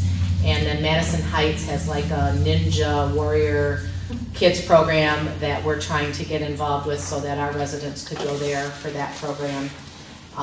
Just trying to, not every community can offer every program or have every amenity. So we're just trying to be more proactive and also just getting the word out that, hey, we may not have this thing, but you as a Clawson resident can go here and get this thing. So that's one of my goals. And then I also want to provide more rental opportunities at Hunter with the possibility of catering as an option in the senior center kitchen. We haven't in the past rented out the senior dining room all that much. We haven't advertised it. We're starting to do that more, and Billy, who's our cook, he's willing to be like the caterer. So if we want to try to promote, you can rent the senior center dining room for a bridal shower, baby shower, and Billy will prepare the meal for you, and these are his options and that sort of thing. Speaking of that, I don't know, it made me think of it, but when you had your quiche sale, I would have loved to buy quiche, but the pickup was like within work hours, there was no way I could pick it up. Or you could have called, we would have kept it for you. So it should say that. Okay. Because I would have liked to keep. Yeah, because we had lots of people say, oh, I can't come at this time. So that's fine, we'll hold it. We just didn't want to leave it like wide open, but you're right, we should have spelled that out better. Right, or have the hours, I mean, at least for some working people to be able to, because I would have bought a couple quiches. Yeah. Well, good to know, thank you. I need to hear that stuff, because sometimes you don't think Yeah. about that, because you're right in the midst of it. you know. Right. Along the lines of increasing offerings with community cooperation, is there, and I'm speaking out of ignorance here, but like the Troy, community, the pool that they have there, that kind of thing, is there any way for us to take advantage of The that? problem with Troy in the past, and I haven't talked with them recently, is that they just have so many people of their own That they, that they don't really, I mean, you used to, if you worked in Troy, you could buy a membership at like a discounted rate from their residents. You can buy memberships to the workout center, because I know that my son's friend does that. It used to be you had to either live or work in Troy. Right. Because And I don't know if that's still the case, but that was, you had to work or live in Troy. People ask me if we have the option here in Clawson of buying some sort of membership to use their new dog park.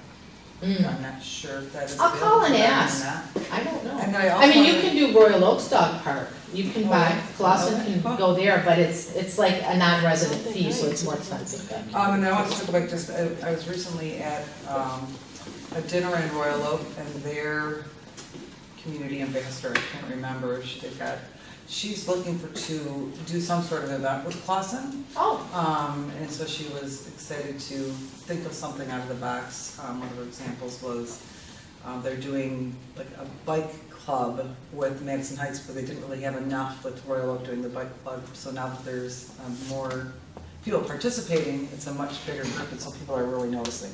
So she wanted to do something with us as a group, as a, either come, I think she said like the whole recycle thing that we've done before, competing with other cities. They're competing with somebody else this year, but something along those lines that she really wants to partner with Clawson. And was thinking that their new pedestrian, or their new, the bike islands, that it would be a great thing to tie together as they're coming down this way, so just want to talk about. Yeah, so I will check. I know we take our summer camp program to Royal Oak. They let us swim in their pool. We went to Royal Oak High School, but that's not available now because they've got their millage going on and they're doing all sorts of stuff. So we have to go to Royal Oak Middle School, but they allow us to come and they don't charge us anymore for our summer program than they do their own residents. So I appreciate that with Royal Oak. So trying to work more cooperatively with some of the surrounding communities. And then we can talk about, but I do want to bring up one thing and ask your advice on this. At the city park, we have garbage bins and we have recycle bins. And it has become a major problem because, as you know, if there is garbage in a recycle bin, it will not be picked up for recycle. And because it's a recycle bin, it does not get picked up by garbage. So it's a constant problem. And I understand the whole idea of recycling is important and we want to try to be supportive of that, but it's not working. And we're left with these garbage cans that don't get picked up, that are full of garbage, and they have a hole cut in the top and the rain goes in. And I don't think it's really fair to ask our park attendants or the DPW guys to have to sort through that stuff. So I'm throwing it out there to you guys to see if you can brainstorm, if you have any ideas. You know, signage, I can tell you from experience, signage doesn't help. Well, I think, one of the problems is that because those things are on wheels, somebody takes the garbage can over here and a recycle bin's over there, and I walk, not me personally, but somebody could walk over to this one, you know, and now I'm 100 feet away from the garbage can, and here's a can, and I've got garbage. Right. I mean, I You're think gonna that's throw it, probably yeah. what happens more often than not. I think so too. I do. I mean, I had a specialized garbage can at Hunter, totally different shape, different color than any other garbage can in the whole building. 2 holes in the top, and every week it is full of garbage. There's bottles in there too, but it's mostly garbage. Yeah, I'd hate to not have a recycling opportunity at the park, but I get, like, what do other cities do? How do other cities address it? I don't know, that's a good question. I can contact some and see what they do. Maybe we just need to do like education kind of campaign. I mean, it sounds silly, but I wonder if we just, people don't. But even in really- our own personal recycling bins, they're having to send out education that you have to wash out things. And they don't want pizza boxes with cheese stuck all over them in the recycle bin because, Oh, that's the problem. And glitter. Glitter destroys recycling. Oh, really? From what I understand, yeah. I didn't know that. Yeah, there's a lot to be, there's a lot to it. Recycle glitter? All my glitter that I use. No, like on Christmas cards or whatever. Okay, I'll, However, I mean, this may put them up close, I'll say, the park attendants are. You can't walk. Or you Well, can no, just no. have a designated recycling area or something like Right, that. that's what I'm saying, where- we have it up near the concession thing, and so that is the only place that, But yeah, I know what you're saying. I Recycle mean, station. and at least you'd start I don't know, somewhere. I don't I want just far kind of after need to about our retrain Earth people's Maps. brains. no, I mean, I love our Earth. I Maps, recycle but more that's- than, like, in my mind, it's like the garbage can and the recycling can need to be like chained together Chained. and not, you know. Well, and- people are still gonna do it, because if you And- don't well, and that's- really that's the other feel, problem, like, if right? you're not a recycler, Right. you don't care. Right. And if you don't understand the problem, Right, you're not gonna. and I guess truthfully, I'd rather them put it in a container than just throw it on the ground. Exactly. You know, so, and we talk about, you know, it's, we'd hate to lose that recycling opportunity, but the fact is, it's not an opportunity if people are ruining it anyway, right? and Like- it's turned into a problem. Right, Right. Because then we have garbage sitting there for weeks on end that nobody will pick up. So, I'm thinking, if the recycling containers were padlocked, so you couldn't open them this way, would that? Well, do you think Also, that now that garbage. we all have our own Is that a whole- recycling cans, that maybe people will be more cognizant of the difference between the cans, you know? Well, that's a problem because the ones at the houses are green and the garbage cans at the park are Black. green and the Well, that's- recycle ones are gray. Well, so, A lot of that one into it. I'm pretty sure that's how it is. That's probably. Well, that part, because when I get there, I would think that the green one should be the recycle bin, and that's not Yeah, how I it think is. the I always gray go, ones is this the might be- recycle or is this the trash? No, the greens are garbage, 'cause I Yeah. park at the park. Yeah. well, we could each take turns policing the recycle bin. Well, I mean, I will contact some other communities and you guys think about it. Yeah, why don't they happen? Yeah, and I don't know what the solution is, but we need to do something because this garbage is accumulating that. right, No, but I can't imagine not having that opportunity somewhere, at least somewhere. Like you Yeah, said, no, maybe a specific recycling center by the pavilion and maybe one by the concession stand, one on It's each worth it. side. Well, It's worth an experiment. Would you put the recycling center on the little island, and so people actually go there and recycle things in the little. Whichever, it doesn't. But still, if Clearly somebody's 100 feet away, they walk over there and now it's just recycling, I'm putting, not me, I But if wouldn't you do say it's this, recycling center, I mean, there's no trash out there, it's only the recycling center Right, that would. I would I'm take it pretty home and mindful put of it by it. recycling. I, Right now, they're by the baseball diamonds, right? They're all over the place. They tried to pair like a garbage can and a recycle bin and they're different Yeah. places They around, just- but they get moved because they're Kirby carts Yeah. and they're on nails. And, I mean, we like the Kirby carts because especially Friday, Saturday, and Sunday when we don't have DPW, the park attendants can move the green ones around, you know, and get empty ones by the pavilion when we have rentals and things like that. But, you know, we're only gonna be creating, I think, more garbage at the park with all the events that are going on there. Oh, yeah, definitely. And, you know, I think we probably will need to buy some more garbage cans as it is for the park, cause they get packed. They do. Don't get green ones. Yeah. No, and I said it was too bad you can't have like a spring-loaded action in there if you put garbage in it, spits it back out. well, you know, a motion activated voice that says, "Are you sure this is recycling?" Yeah, There's there one you of go. those at Disney World. Really? Yes, that talks. Oh, there you Get go. close. Well, there we go. All right, so on to capital expenditures. Okay, and you, go with yours. No, Actually, there were I no do capital probably. for us in Right. your thing, so. Well, so, and that's what one of my concerns, I guess, I mean, we had 4 different items in our master plan that we just approved a couple months ago. And to see none of that make it into a budget, and I know, I mean, am I talking out of both sides of my mouth? Because I get that, you know, I want to be able to take as much money as we can and put it towards our infrastructure and towards our roads. But some of this stuff I look at, improving accessibility, you know, we've talked about that quite a bit, from the north parking lot to the south parking lot, over at the city park, right? Yeah. That's something that has been talked about for, I don't know, over a year probably. Oh, yeah, probably 2 or 3 years at Yeah. least, yeah.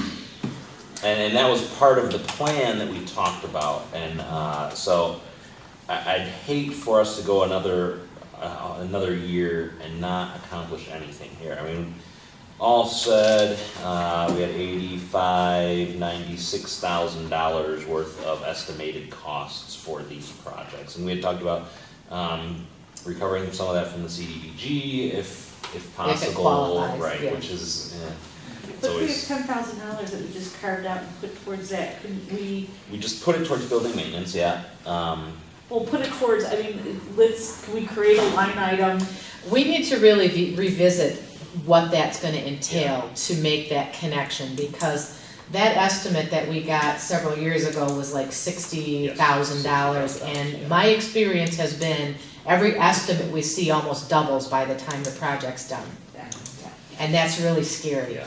To start a project thinking that it's gonna be 60,000, it ends up being 100,000 or something, you know? Well, and I think the problem that we've talked about is that the south lot, I think, is lower than the north lot, Yeah, it's right? not And so- just a simple, So you can't just it's a create- grade issue, it's Right. grading it, and Because it's. then water will flow down into the south parking lot from the north parking lot, and that's not what we wanna do. So yeah, it is a bigger project. But, the other things here for this year, listed specifically for this year, were covers on the dugouts at the baseball field, replacing damaged tot lot equipment. Which, yeah, that we are gonna be doing that, they finally removed the broken one, and I have some quotes for some new ones.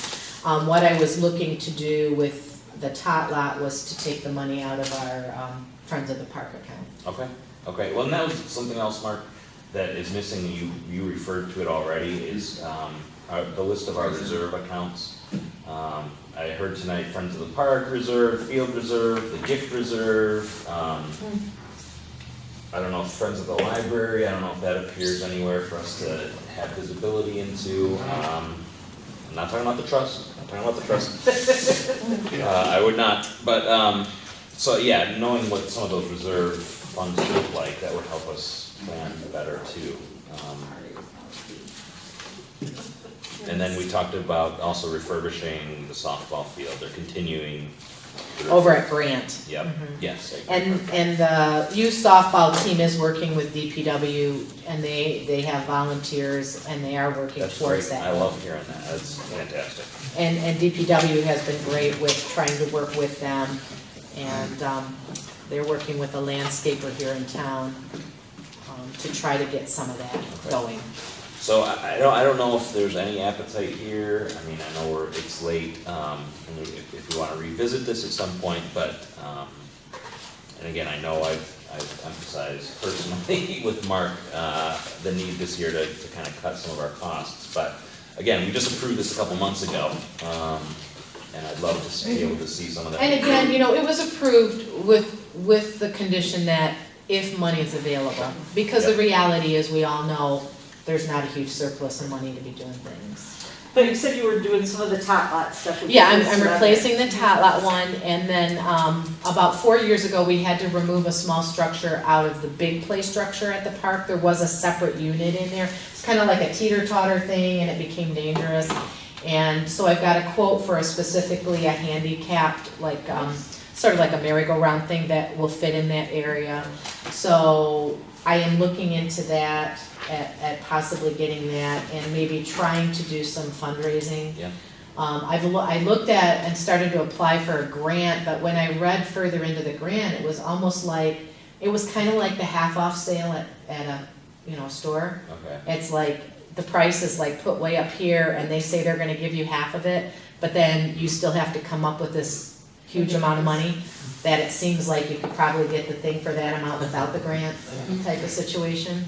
But I will keep looking into that, and our goal is to at least get the tot lot one done this year, and possibly the one for the handicap one in the, those are some smaller projects. So when you say this year, I'm sorry. when you say I mean this fiscal year. So with the monies you have left, right, yeah. Well, I'm thinking, what we have left, and then look, between now and 2019, June 30th between now and June 30th of 2019. So as you, I'm sorry, and I know you want to make time, but as you do some of those things, I mean, I think it would be nice to hear about that, or somehow publicly. Almost acknowledge it. definitely. Yeah, okay. Yeah, you guys will have to be, because some of them are gonna be over, $5,000, so they all will probably be over $5,000, so you guys, I'll have to get approval from you All right, guys. so we'll hear about it through there. Mhm. Yeah.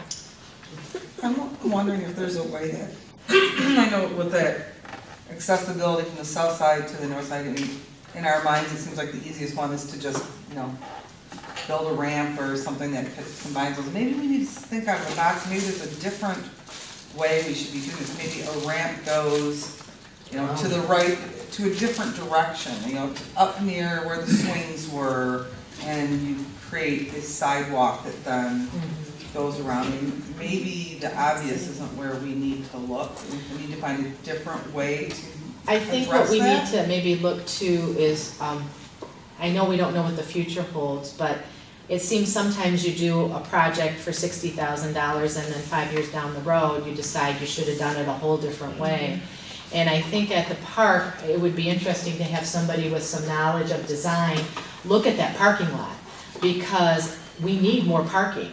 And with those turnarounds the way they are, we lose a lot of parking. And I don't know if, not that people want it to shoot all the way through, but maybe we need to look at maybe putting a roundabout just at one end, or, I don't know. Which is why I'm thinking that maybe we could reach out to, I don't know what type of appropriate intern, but those new younger people that have a whole different, Yeah, that are looking for some sort of, getting their master's program. And I they would need to love do to see sort some of different thing. ideas for And that. if we find a way to. Maybe reach out something to that could accomplish two things, not only making it more handicap accessible, but increasing parking, just a better use of the space.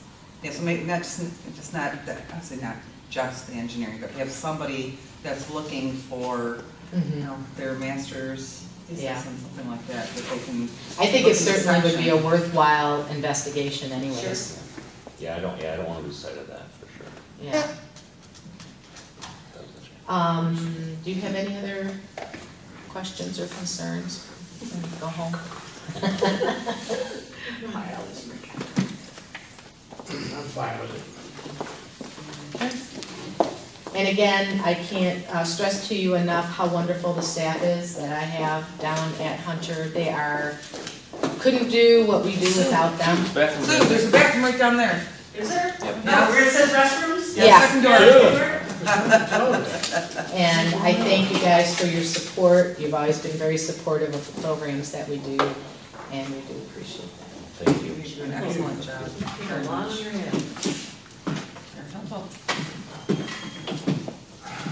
So, we're saving Mike for another day. I'm sorry, So you Mike. got you your gotta call. go. You can I'm shut it down. here all day, so. We can shift it. I'm up for either way, like I said. I I know that Mike's gotta be back here tomorrow, so I'd say that we let him know. My kids are asleep, my wife's working, so. I want it today, tomorrow. Thank you, Kathy. Tuesday, Thanks. Wednesday. Thank you very much. Thank you, yeah. Good job.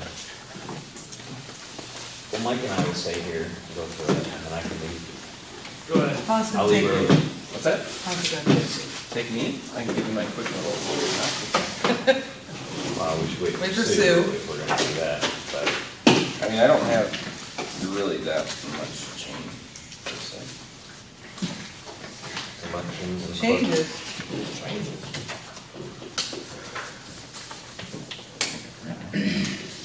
So we're doing this tonight? Is that where we're going? I guess so.